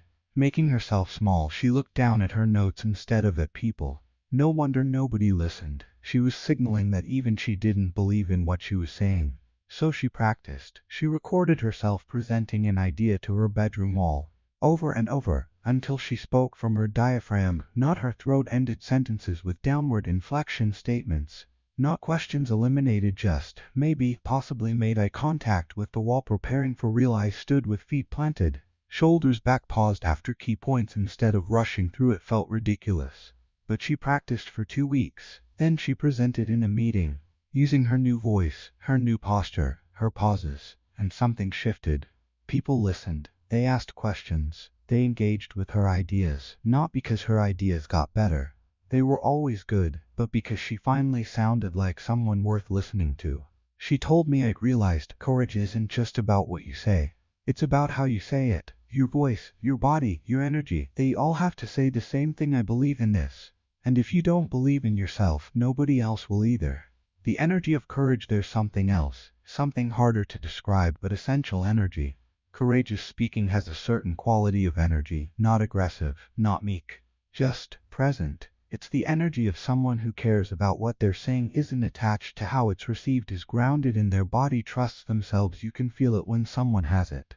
The room shifts, people pay attention, and you can feel it when they don't. The words might be right, but something's off. The energy is scattered or desperate or defensive. So how do you access this energy? Before you speak.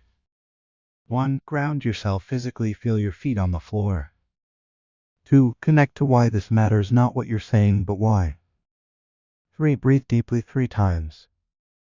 4. Release attachment to outcome. I'm saying this because it needs to be said, not because I need a specific response. 5. Choose courage over comfort. That combination creates the energy of courage. And people feel it. even if they can't name it. The practice finding your courageous voice. This week, I want you to practice speaking with courage. Start small, not in a high-stakes meeting, in low-pressure situations.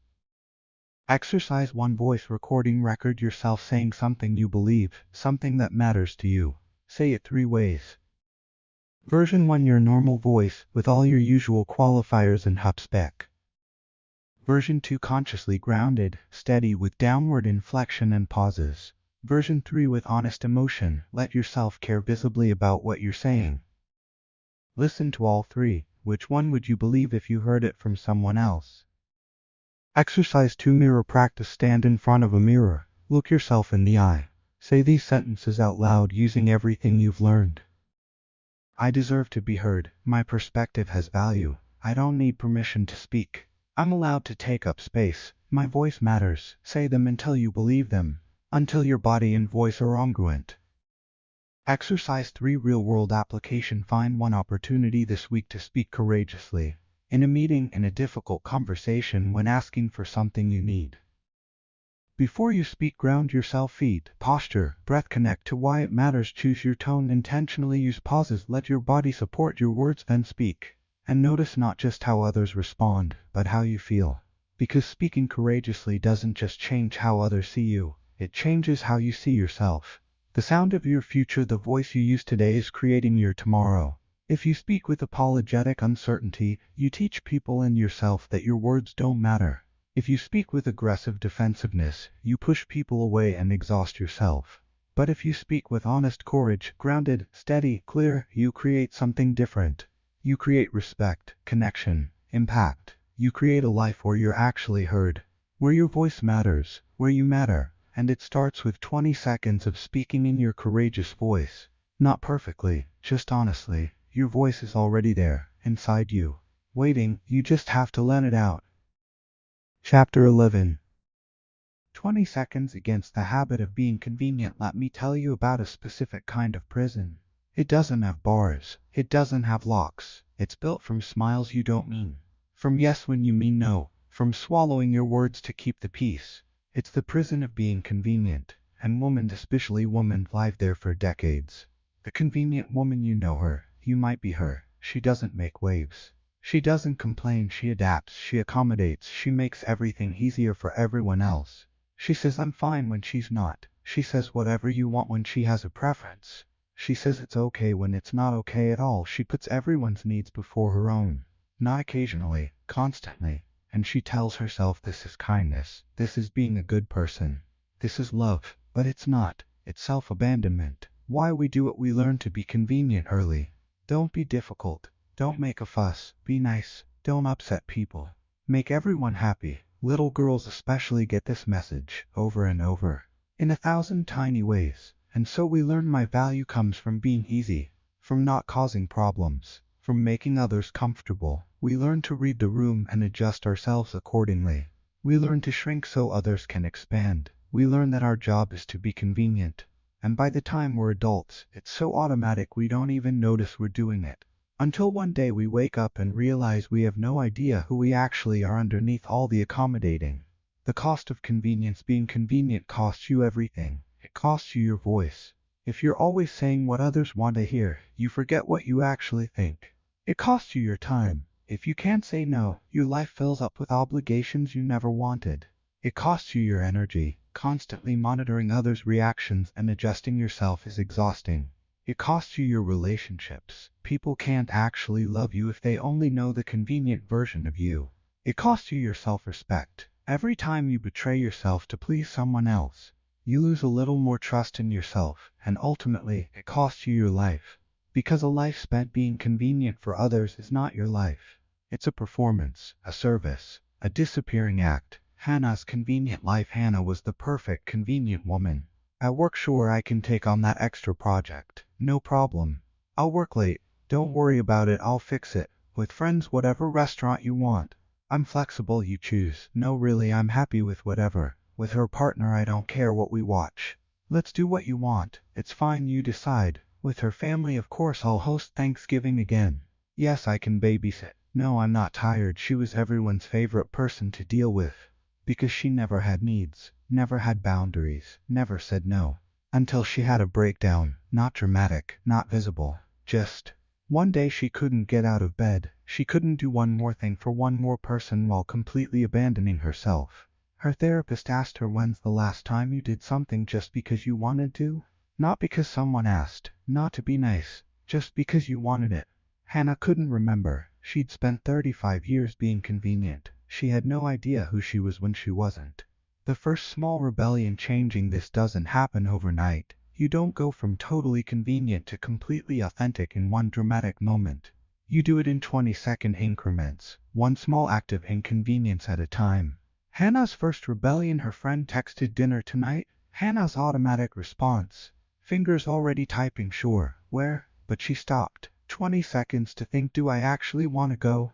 The answer: no. I'm exhausted. I want to stay home. So she typed something she'd never typed before: not tonight.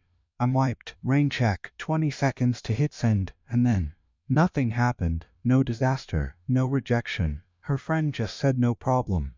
Another time, that's it. But for Hannah it was everything, because she'd chosen herself. For 20 seconds. Why living by other people's scripts kills you when you're convenient? You're following a script someone else wrote. The script says be nice. Translation: don't have needs, be flexible. Translation: don't have boundaries, be easygoing. Translation: don't have opinions, be helpful. Translation: prioritize everyone else. The script turns you into a supporting character in your own life. Everyone else is the protagonist. You're just there to make their story easier. And here's the thing about being a supporting character: you don't get character development. You don't get transformation. You don't get the big moments. You just support until you disappear. Permission to be inconvenient. You're allowed to be inconvenient. Read that again. Let it sink in. You're allowed to say no without explaining or apologizing, have preferences and express them, change your mind, have needs, take up space, disappoint people. Choose yourself, not all the time, not in every situation, but more than you do now, much more. You don't need to earn the right to be inconvenient by being convenient first. You don't need to prove your worth through accommodation. You're allowed to exist as a full person, with needs and wants and boundaries. Right now, the 20-second rebellions. Here are the small acts of inconvenience you can practice. 20 seconds each. Say no without explanation. Not I can't because I have this thing and I'm really sorry and maybe another time. Just I can't make it, but thanks for asking. State your preference. Friend, where should we eat? You instead of I don't care, I'd really like Thai food tonight. Disagree. Someone, that movie was amazing. You instead of automatic agreement, I actually didn't love it. I thought the ending was rushed. Ask for what you need. Instead of suffering silently, could you turn down the music? I'm having trouble concentrating. Stop over apologizing. Not sorry, can I just squeeze past you? Sorry, just excuse me. Move past. Done. Take your time. Waiter ready to order. You instead of panic ordering, could I have 2 more minutes? Each one takes 20 seconds. And each one is practice in being a full person instead of a convenient one. Lisa's transformation. Lisa was a people pleaser extraordinaire, especially with her mother. Her mother would call with demands disguised as requests. You'll come to your cousin's wedding, right? Translation: you better come. You can watch your brother's kids this weekend. Translation: I already told him you would. You're hosting Christmas this year. Not a question, a statement. And Lisa always said yes, because saying no to her mother felt impossible. Until one day, her mother called, you're coming to my book club on Thursday, right? We need even numbers. And Lisa, who had a major work presentation Friday morning, felt the automatic yes forming. But she stopped, 20 seconds, and said, no, I can't. I have work commitments. Silence on the other end. Then, well, I already told everyone you were coming. Old Lisa would have caved, would have said, okay, I'll figure it out.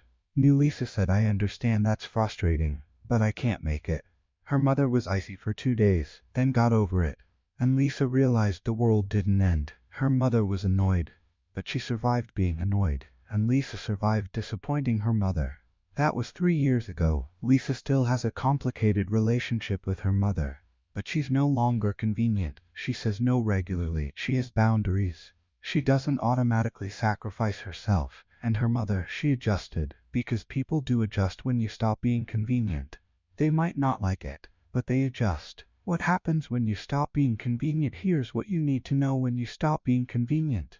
Some people will be upset. Not everyone, but some people. the people who benefited from your convenience, the people who liked you better when you had no needs, the people who preferred you small, and you need to let them be upset. You need to understand that their discomfort is not your responsibility to fix. You trained them to expect convenience, and now you're retraining them. That takes time. It's uncomfortable, but it's necessary. Some people will adjust and your relationship will deepen because it becomes real. Some people will pull away because they only wanted the convenient version of you. And that's okay. Painful but okay, because you're not here to be convenient. You're here to be yourself. Practice your inconvenience challenge this week. Be intentionally inconvenient 3 times, not in mean ways, not creating unnecessary conflict. Just choose yourself in small ways. Say no to something you'd normally say yes to. Express a preference you'd normally suppress. Set a boundary you'd normally skip. 20 seconds each time, and notice what happens. Notice the discomfort. That's normal. Notice that most people handle it fine. Notice that you survive other people's disapproval. Notice that the world doesn't end. Notice that you feel more like yourself. Because every time you choose yourself over convenience, you're reclaiming a piece of who you are. And 20 seconds at a time, you're building a life that's actually yours. Not convenient, not performative, not constantly accommodating. Yours. Chapter 12. Mini Sandal with yourself. I'm not playing this game anymore. There comes a moment when you realize I can't keep living like this. I can't keep pretending. I can't keep shrinking. I can't keep following rules I never agreed to. I can't keep being a version of myself that's acceptable to everyone except me. This moment feels like a mini sandal, like you're doing something slightly outrageous, like you're breaking an unspoken contract, but really, you're just choosing yourself. And that's revolutionary. The moment of enough. You can't schedule this moment. It just arrives. Sometimes it's triggered by something big, a crisis, a loss, a wake-up call, but often it's small. Just one more time of saying yes when you mean no. Swallowing your truth to keep the peace. Accommodating when you're already stretched thin. Performing when you're exhausted. And something inside you says enough. Not angry. Not dramatic. Just clear. I'm not doing this anymore. Amy's line in the sand. Amy was a school administrator. She loved her job, loved the kids, loved making a difference. But her principal micromanaged everything. Every email, every decision, every tiny detail had to go through him. Amy had learned to just comply, nod, say yes of course, adapt to his endless notes and changes and corrections, for 3 years. Then one day he sent back a report she'd written, the 4th revision, covered in red marks, most of them stylistic preferences, nothing substantive. And Amy looked at that report and thought, I'm a professional with a master's degree and 10 years of experience. And I'm rewriting commas to match his preference. Something clicked. She walked to his office, knocked, and said, I've revised this report 4 times. I'm not revising it again. This version is professional and accurate. If you need different wording, you can change it yourself. But I'm not spending another hour on comma placement. Her heart was pounding. 20 seconds of the most terrifying words she'd ever said to a superior. He stared at her, surprised. Then okay, we'll use this version. That was it. No explosion, no firing, just, okay. Amy walked out of that office feeling like she'd grown 3 inches taller. Not because she'd won, but because she'd set a boundary. She'd said, I'm not playing this game anymore. And nothing bad happened. The working relationship actually improved, because he started treating her like a professional instead of a subordinate to micromanage. All because of 20 seconds of personal rebellion. What I'm not playing anymore looks like this rebellion doesn't have to be confrontational. It doesn't have to be loud. It's just a quiet decision. I'm done with this pattern. For the woman who always hosts holidays, I'm not hosting this year. I'd love to come if someone else hosts, but I need a year off. For the person who always says yes at work, I can't take on another project right now. My plate is full. For the friend who always listens but never gets to talk, I need to tell you something. And I need you to really hear me. For the partner who always accommodates, I know I usually go along with what you want. But this time I need us to do it my way. For the daughter who always performs perfection, I'm not going to graduate school right now. I know that's not what you wanted to hear, but it's what I need. It's not dramatic, it's just honest. I've been playing a role, and I'm not playing it anymore. Why this feels like betrayal when you stop playing the role people expect. It can feel like betrayal. You're betraying their expectations. But here's what's actually happening. You're finally stopping the betrayal of yourself. Because every time you played that role, every time you were who they wanted instead of who you are, you were betraying yourself. And that betrayal, self-betrayal, is worse than disappointing others. Self-betrayal is the one betrayal you carry with you always. It's the one relationship you can't escape. So when you feel guilt about disappointing people by being authentic, remember you've been disappointing yourself for years. It's time to stop. The first personal rebellion, your first rebellion, doesn't have to be huge. In fact, it shouldn't be. Start small. One boundary, one no. One moment of choosing yourself. 20 seconds. What's one thing you've been tolerating that you don't want to tolerate anymore? What's one pattern you're ready to break? What's one version of yourself you're ready to stop performing? Start there. Boundaries, the ultimate act of self-respect. A boundary isn't about controlling others. It's about respecting yourself. It's saying this is okay with me. This is not okay with me. And then living by that. Most people are terrified of setting boundaries because they think it makes them difficult, demanding, high maintenance. But here's the truth, people with boundaries are easier to be in relationship with. Because you know where you stand with them. You know what they need. You know what works and what doesn't. People without boundaries, they silently resent you. They agree to things they don't want. They build up resentment until they explode or disappear. Boundaries aren't mean. Boundaries are honest. And honest is kinder than convenient. Rachel's boundary breakthrough. Rachel's best friend, Megan, called her every day. Long calls, usually complaining about work, relationships, life. Rachel was the supportive friend. She listened, gave advice, held space, but Rachel had a demanding job and 2 kids.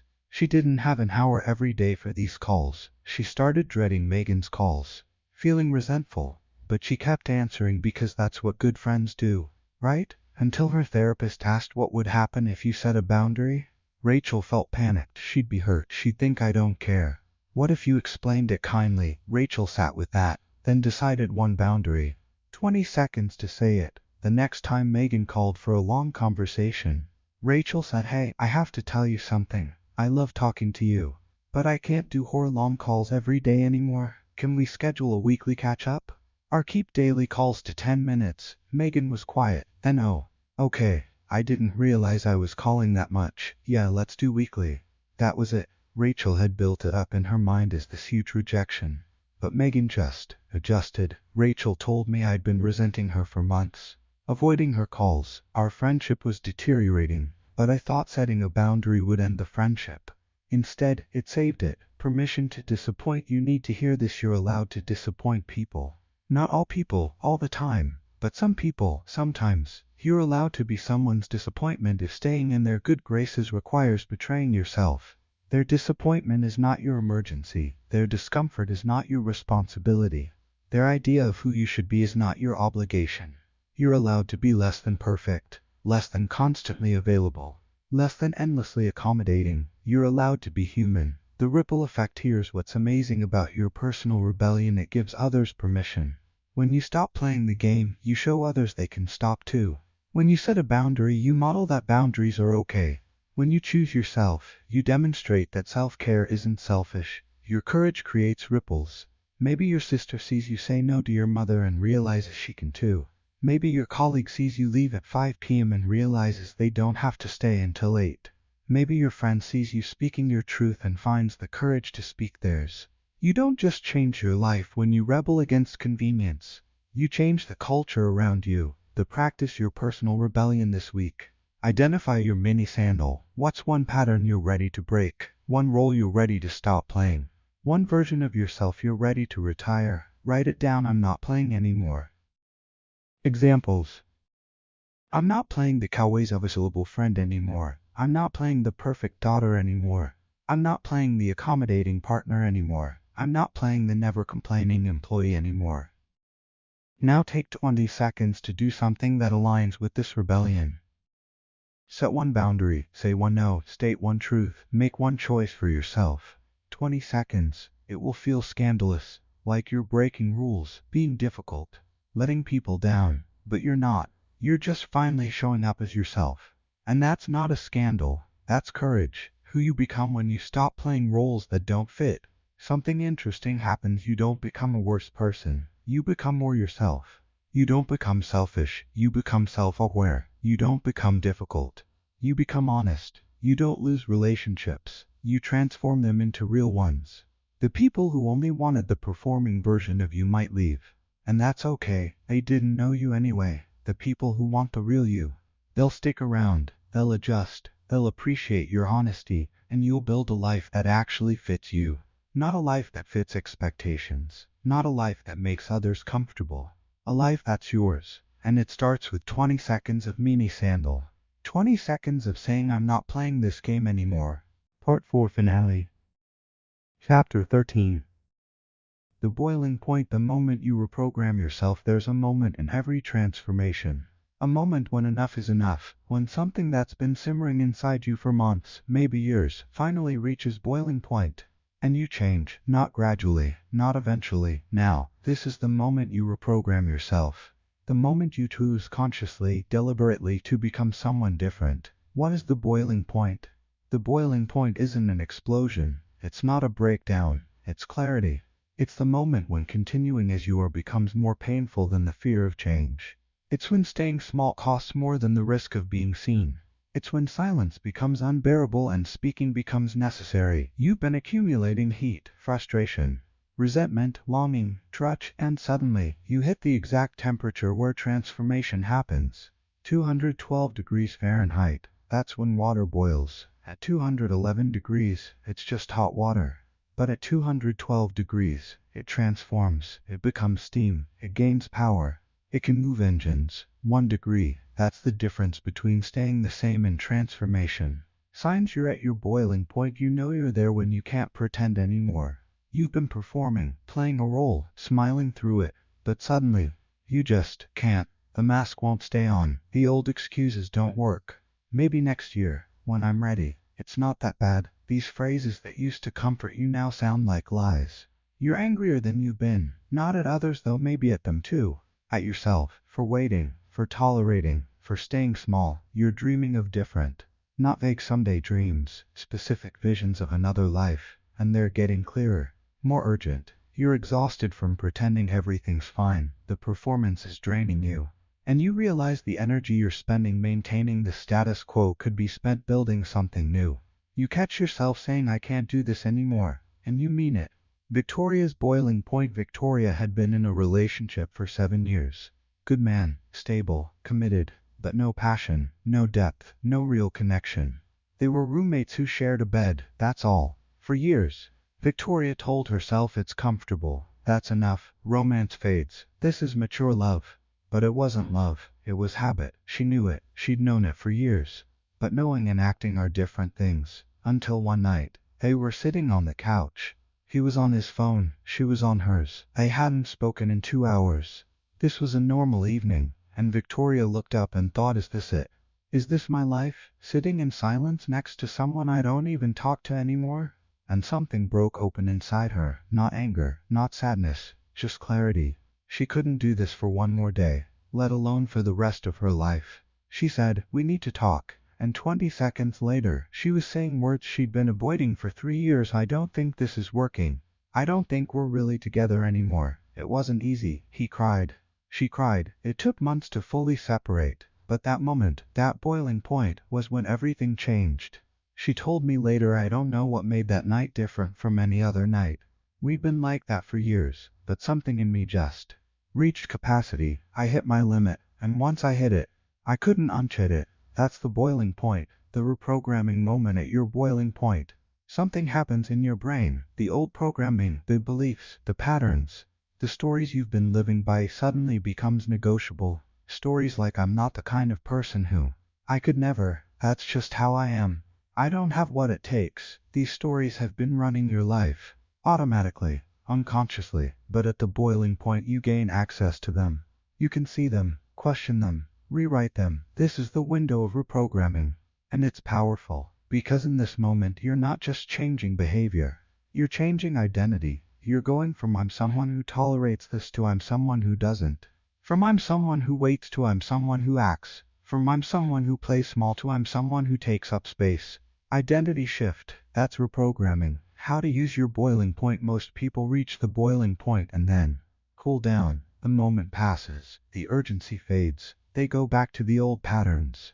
Don't do that. When you reach your boiling point, act immediately. Not tomorrow, not next week, right then, 20 seconds, before the heat dissipates. Step 1. Name it. I've reached my limit with this, I'm done. Say it out loud, to yourself, to someone you trust. Make it real.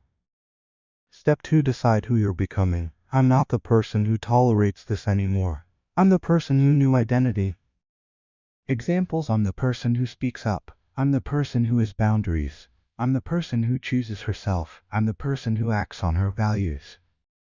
Step 3. Take one immediate action that aligns with your new identity. Not a plan, an action. Right now, make the call, send the message, say the words, do the thing, before you cool down, before doubt creeps back in. 20 seconds of action at your boiling point creates more change than 20 years of thinking. The power of the first choice you make from your new identity is the most important. It's proof, evidence, a stake in the ground that says this is who I am now. It rewires your brain. It creates a new reference point. Before, I'm someone who tolerates bad treatment. After, I'm someone who walked away from bad treatment. That after becomes part of your identity. And once it's there, it's harder to go back. Every subsequent choice builds on that first one. The second choice is easier than the first. The third is easier than the second. Until one day the new identity is just who you are. James's identity shift. James was a people pleaser, especially at work. He'd work weekends, take on everyone's extra tasks, never push back on unreasonable demands. He told himself it was being a team player, but really, he was terrified of conflict, of disappointing people, of being seen as difficult. Until one Friday at 5 p.m., his boss dropped a project on his desk. Need this by Monday morning. It was the fourth weekend in a row. James had plans, important plans, his daughter's first soccer game of the season. His automatic response started forming: sure, no problem, but something stopped him. He was so tired, so resentful, so done. He'd reached his boiling point. And instead of sure, he said, I can't. I have family commitments this weekend. His boss looked surprised. Oh, okay, I'll ask someone else. That was it. No catastrophe, no firing, just, okay. James walked out of that office feeling like a different person. Because he was. In that moment, he'd chosen a new identity. I'm someone who has boundaries. And once he'd done it once, it got easier. The next time someone tried to dump work on him, he said no again and again, until saying no became normal. Until having boundaries became part of who he was. He told me, I don't know why that day was different, but I hit my limit. And when I hit it, I made a choice. Not just about that weekend, about who I was going to be. And that choice changed everything. Your boiling point is coming. If you're reading this and thinking, I haven't had my boiling point yet, it's coming. Or maybe it's already here, and you're not recognizing it. That feeling of I can't keep doing this. That thought of something has to change. That moment when you catch yourself imagining a different life. That's the heat rising. Don't ignore it. Don't dismiss it. Don't wait for it to be more convenient. The boiling point is your opportunity, your chance to reprogram, to choose differently, to become someone new. The 20-second window. Here's what you need to know. The reprogramming window doesn't stay open long. You have minutes, maybe hours, before the old patterns reassert themselves. Before the fear says that was crazy, let's go back to normal. Before you rationalize and justify and return to the familiar. So when you hit your boiling point, and you'll know when you do, you have a small window to act. 20 seconds is enough to make the call, to say the words, to do the thing, to choose the new identity. 20 seconds to reprogram your life. Don't waste it thinking. Don't waste it planning. Act now, while you're at 212 degrees.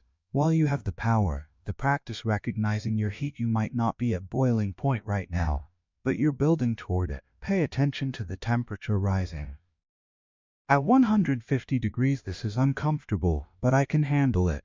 At 180 degrees, I'm really unhappy with this situation. At 200 degrees, I don't know how much longer I can do this. At 211 degrees, I can't keep doing this. Something has to change. At 212 degrees, I'm done. This changes now. Where are you right now? What's your temperature? And if you're at 211, if you're 1 degree away from transformation, what's the one thing that will push you over? Maybe it's reading this chapter. Maybe it's one more instance of the thing you're tolerating. Maybe it's just deciding now, today, I'm done. whatever it is. When you hit 212, act 20 seconds, reprogram yourself, become who you're meant to be. Chapter 14. 20-second micro-revolutions every day. You don't need one big moment of courage. You need many small ones, every day, every week, every time a choice appears. These are your micro-revolutions, your daily practices of choosing yourself, 20 seconds at a time. And here's what nobody tells you: it's the accumulation of these small brave moments that changes your life. Not the one dramatic gesture, the daily practice. What is a micro-revolution? A micro-revolution is a small act of courage, something that takes 20 seconds but shifts your trajectory. It's saying no when you'd normally say yes. It's speaking up when you'd normally stay quiet. It's asking for what you need when you'd normally go without. It's choosing authenticity when performance would be easier. Each one feels small, insignificant even, but small acts compound. They build on each other. They create momentum. One micro-revolution won't change your life, but 365 of them. That changes everything. The daily opportunities. Every single day presents multiple opportunities for micro-revolutions. You just have to see them and take them. In the morning your alarm goes off. You plan to work out, but you're tired. You could skip it. Micro-revolution: get up anyway. 20 seconds to put your feet on the floor and stand up.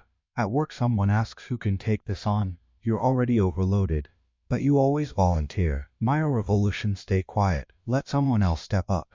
20 seconds of not speaking. With friends: where should we eat? You have a preference but you always say I don't care. Micro-revolution: I'd really like to try that new place on Main Street. 20 seconds to state what you want. At home your partner asks what do you want to watch? You always defer. Micro-revolution: actually I've been wanting to watch that documentary. Can we watch that? 20 seconds to choose. On social media you wrote something honest. Your finger hovers over delete. Nobody needs to see this. It's too vulnerable. Micro-revolution: post it anyway. 20 seconds to hit share. Each moment, each day, each opportunity to choose differently. The compound effect. Here's the math of courage. Day 1. 1 micro-revolution. You feel slightly braver.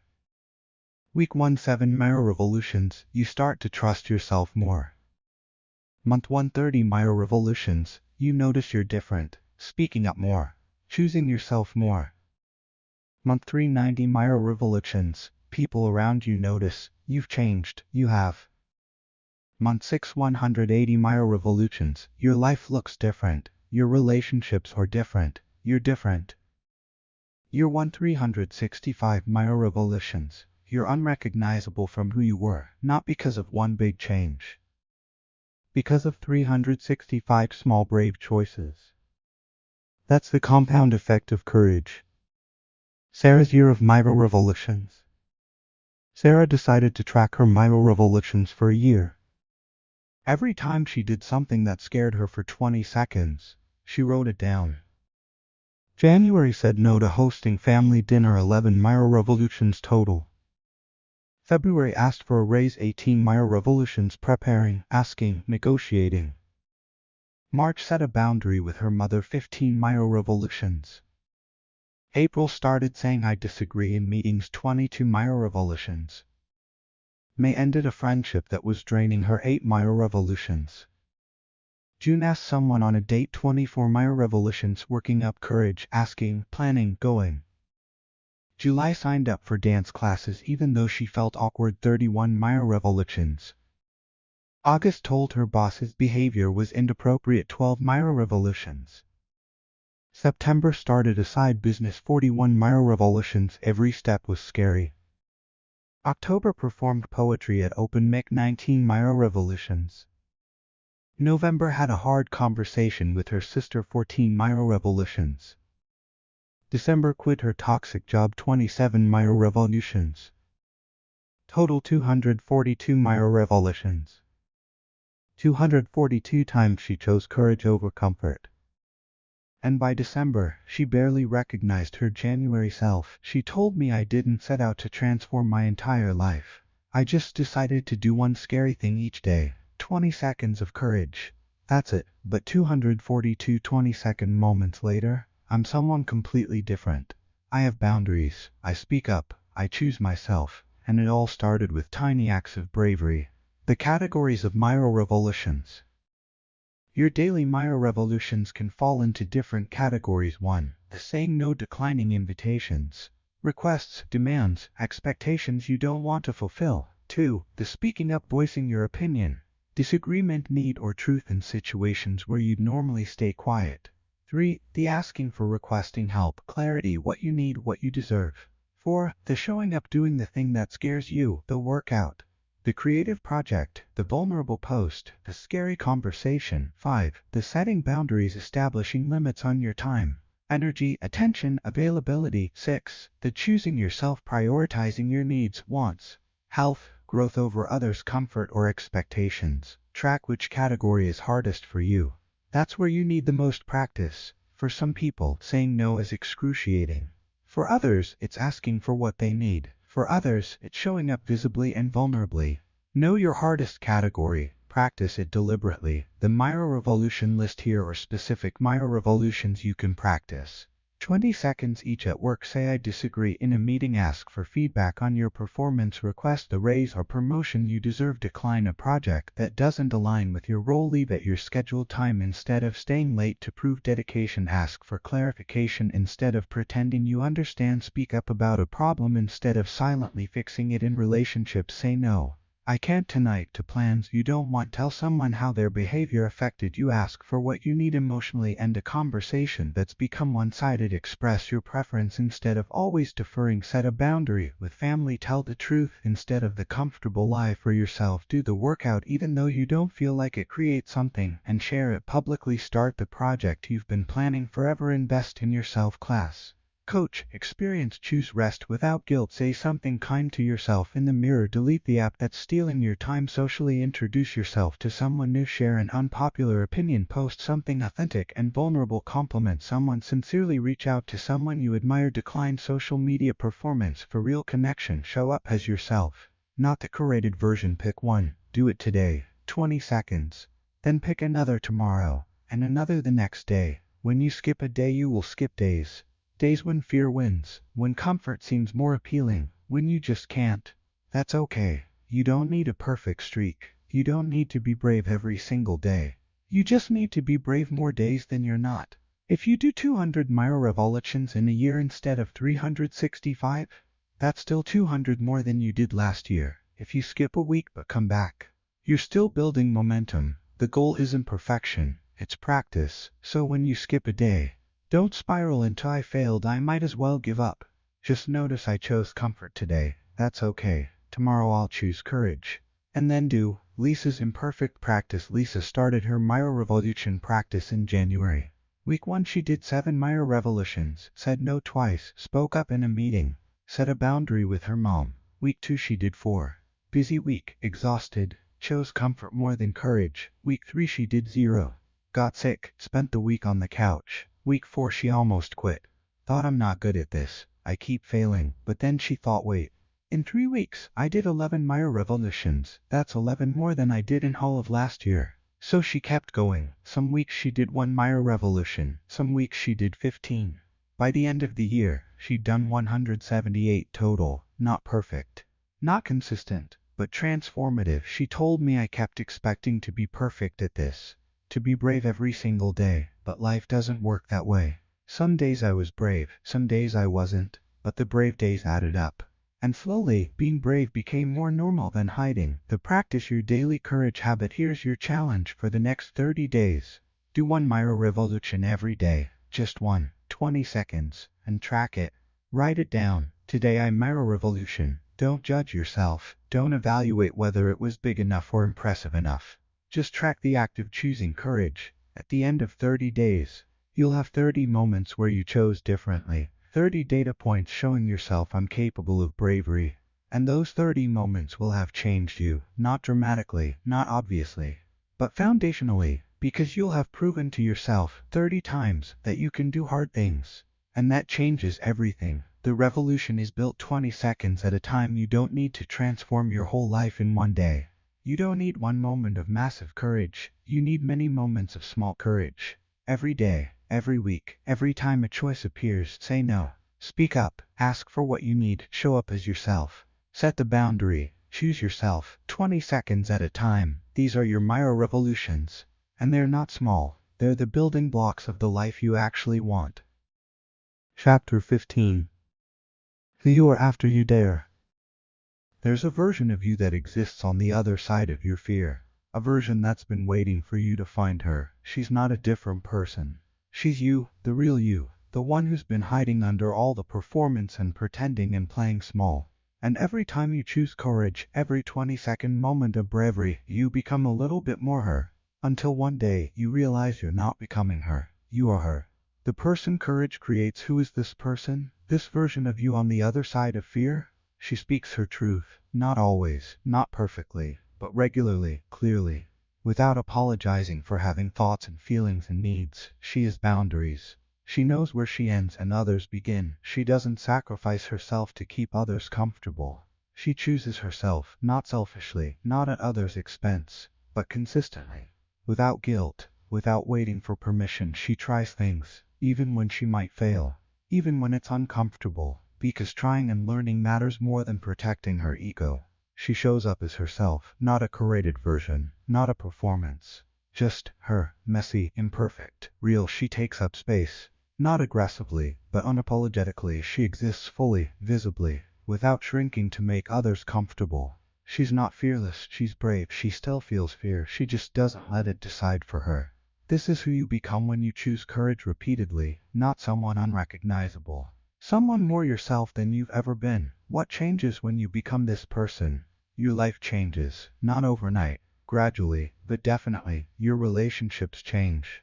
Some deepen. The people who want the real you appreciate your authenticity. Connection becomes genuine instead of performative. Some fade. The people who only wanted the convenient version of you can't handle the real one. And that's okay. You can't truly be loved by someone who only knows your mask. New relationships form, built on truth instead of performance. These are the ones that nourish you. Your work changes. You stop tolerating toxic environments. You start advocating for yourself. You ask for what you deserve. You might change jobs, change careers, start your own thing, or you might stay where you are but show up differently. What boundaries? With voice, with presence. Either way, you're no longer performing the role of good employee who never makes waves. You're being a professional with needs and limits and value. Your self-talk changes.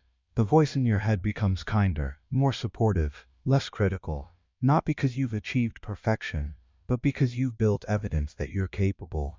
Every time you chose courage, you proved to yourself I can do hard things. And that proof changes how you speak to yourself. Your capacity changes. Things that used to terrify you become manageable, not easy, but doable. Your courage muscle gets stronger. Your window of bravery expands. What took 20 seconds of courage 6 months ago now takes 5 seconds. Or none. It's just what you do. And new challenges that would have paralyzed old you? They scare new you, but don't stop you. Emma's transformation. Emma was the woman who waited. Waited for the right time. Waited to feel ready. Waited for permission. Waited for certainty. She spent 15 years waiting to start her business. The business she dreamed about since college. Then she read about 20 seconds of courage. And decided to try it. One micro-revolution at a time. Month 1 she registered her business name. 20 seconds to click submit. Terrifying, but done. Month 2 she told 3 people about her business. 20 seconds per conversation. Made it real. Month 3 she created a website and hit publish. 20 seconds of nausea before clicking, but clicked anyway. Month 4 she reached out to her first potential client. 20 seconds to send the email. They said yes. Month 6 she had 5 clients. Quit her job. Went full-time on her business. That was 2 years ago. Now Emma has a thriving business. But that's not the main change. The main change is her. She told me I used to be someone who waited. Who needed everything to be perfect before I'd try. Who let fear run my life. Now, I'm someone who tries things. Who starts before she's ready. Who feels fear and does it anyway. That version of me, the brave one, was always there. But I had to choose her, again and again, 20 seconds at a time. And now she's just who I am. I don't have to try to be her. I am her. The identity shift. This is what most people miss about courage. It's not just about the actions. It's about identity. Every courageous action is a vote for a new identity. When you say no, you're voting for I'm someone who has boundaries. When you speak up, you're voting for I'm someone whose voice matters. When you try despite fear, you're voting for I'm someone who's brave. An identity is built through repeated votes. One brave action doesn't make you brave. It makes you someone who did a brave thing once. But 100 brave actions? That makes you brave. That's your identity now. Your past actions predict your future actions. But more importantly, they define who you understand yourself to be. And who you believe yourself to be determines what you'll attempt. The spiral of growth. Here's how the transformation happens. Stage 1. I want to be brave. You admire courage in others. You wish you had it, but it feels impossible for you. Stage 2. I can be brave for 20 seconds. You realize courage isn't a permanent state. It's moments, and 20 seconds feels possible. Stage 3. I was brave for 20 seconds. You did it. Once, it was scary, but you did it, and nothing terrible happened. Stage 4. I can be brave again. That first time created evidence. Proof that you can, so you try again. Stage 5. I'm becoming brave. You're doing this regularly now. It's still scary, but it's also becoming normal. Stage 6. I am brave. This isn't something you're trying to be anymore. It's who you are, proven by hundreds of 20-second choices. This is the spiral. Each brave action makes the next one easier. Each success builds confidence for the next attempt, until bravery isn't something you do. It's something you are, who you were meant to be. Here's what I believe: the brave version of you isn't someone you're becoming. It's someone you already are underneath all the fear and conditioning. You were born brave. Watch any toddler. They try everything, fall constantly. Get back up, try again. They don't worry about looking stupid. They don't wait until they're ready. They just try. That's natural human courage. But then life teaches you to be afraid. To play it safe, to not make waves, to be convenient and comfortable and small. So you buried your natural courage under layers of learned fear. And now, you're not becoming someone new, you're removing the layers, rediscovering who you were before fear told you to hide. Every 20 seconds of courage is peeling back a layer, revealing the person who was always there, the person you were meant to be. The practice meeting your future self. Close your eyes for a moment. Imagine yourself 1 year from now. You spent the last year choosing courage. 20 seconds at a time, hundreds of micro-revolutions. What does that version of you look like? How does she carry herself? How does she speak? What has she done that current you hasn't? What has she stopped tolerating? What relationships has she transformed or released? What has she created or begun? Really see her. That's not fantasy. That's possibility. That version of you is waiting, 12 months and hundreds of brave choices away. And she's wondering, will you become me, or will you stay where you are? The answer depends on what you do in the next 20 seconds, and the 20 seconds after that, and the 20 seconds after that. The truth about transformation isn't a single moment. It's not one big choice that changes everything. It's hundreds of small choices that compound into a completely different life. It's choosing courage over comfort, truth over performance, yourself over others' expectations.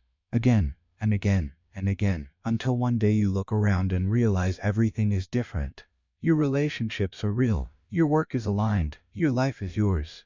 And most importantly, you're different, not because you became someone new, but because you finally became fully yourself, the person you were always meant to be, the person who was waiting on the other side of fear. And all it took was 20 seconds of courage, repeated until it became your life. Finale: if you've read this far, your 20 seconds have already begun. You're still here. After 15 chapters, after countless stories of people who chose courage, after all the tools, the practices, the challenges, you're still here. That means something. Why you picked up this book. You didn't pick up this book by accident. You picked it up because something inside you is ready to stop waiting, ready to stop hiding, ready to stop living for everyone except yourself. You picked it up because you know, even if you're afraid to admit it, that you're meant for more than this. More than playing small, more than being convenient, more than the safe, comfortable, suffocating life you've been living. You know there's a version of you waiting, a braver version, a realer version, a version who takes up space and speaks truth and lives fully. And you're tired of her waiting. What this book has given you something precious: permission. Permission to be afraid and brave at the same time. Permission to try without being ready. Permission to fail and learn and try again. Permission to say no. Set boundaries, choose yourself. Permission to stop being convenient and start being real. But here's the thing about permission, it's meaningless unless you use it. You can have all the permission in the world, but if you don't act, if you close this book and return to your old patterns, nothing changes. Permission without action is just another way to avoid living the moment of truth right now, right here. At the end of this book, you are at a choice point. You can close this book, think that was inspiring, and go back to your life exactly as it was. Or, you can close this book and do something, one thing. Something you've been avoiding. 20 seconds, that's all, before the old beliefs reassert themselves. Before fear talks you out of it. Before tomorrow becomes never. Right now, today, this moment, your 20-second challenge. I'm going to ask you to do something before you put this book down. Not later, not tomorrow, not when you feel ready. Now, think of one thing you've been postponing. Not the biggest thing, not change my entire life. One specific thing that you could do in 20 seconds. A message you could send, a call you could make, a truth you could speak, a boundary you could set, a choice you could make. You know what it is. It came to your mind immediately. Good. Now here's what I want you to do. Put this book down. Take a breath, count to 20, and do it. Don't think. Don't analyze. Don't talk yourself into waiting. Just do it. 20 seconds. That's all it takes to change the direction of your life. What happens next after you take vacation? After those 20 seconds, something will shift. Not dramatically, not obviously, but foundationally, because you'll have proven to yourself, I can do this scary thing. I can choose myself. I can be brave. And that proof, that evidence, changes everything. It makes the next 20 seconds easier. And the next, until brave choices become your normal. Until courage becomes your identity. Until the life you want becomes the life you're living. The life you're creating. Every 20 seconds of courage you choose is building something. A life that's yours, not a performance, not a compromise, not a slow death of accommodation. Yours, a life where you speak your truth, where you have boundaries, where you choose yourself without guilt, where you try things despite fear, where you take up space unapologetically. That life is possible, not someday,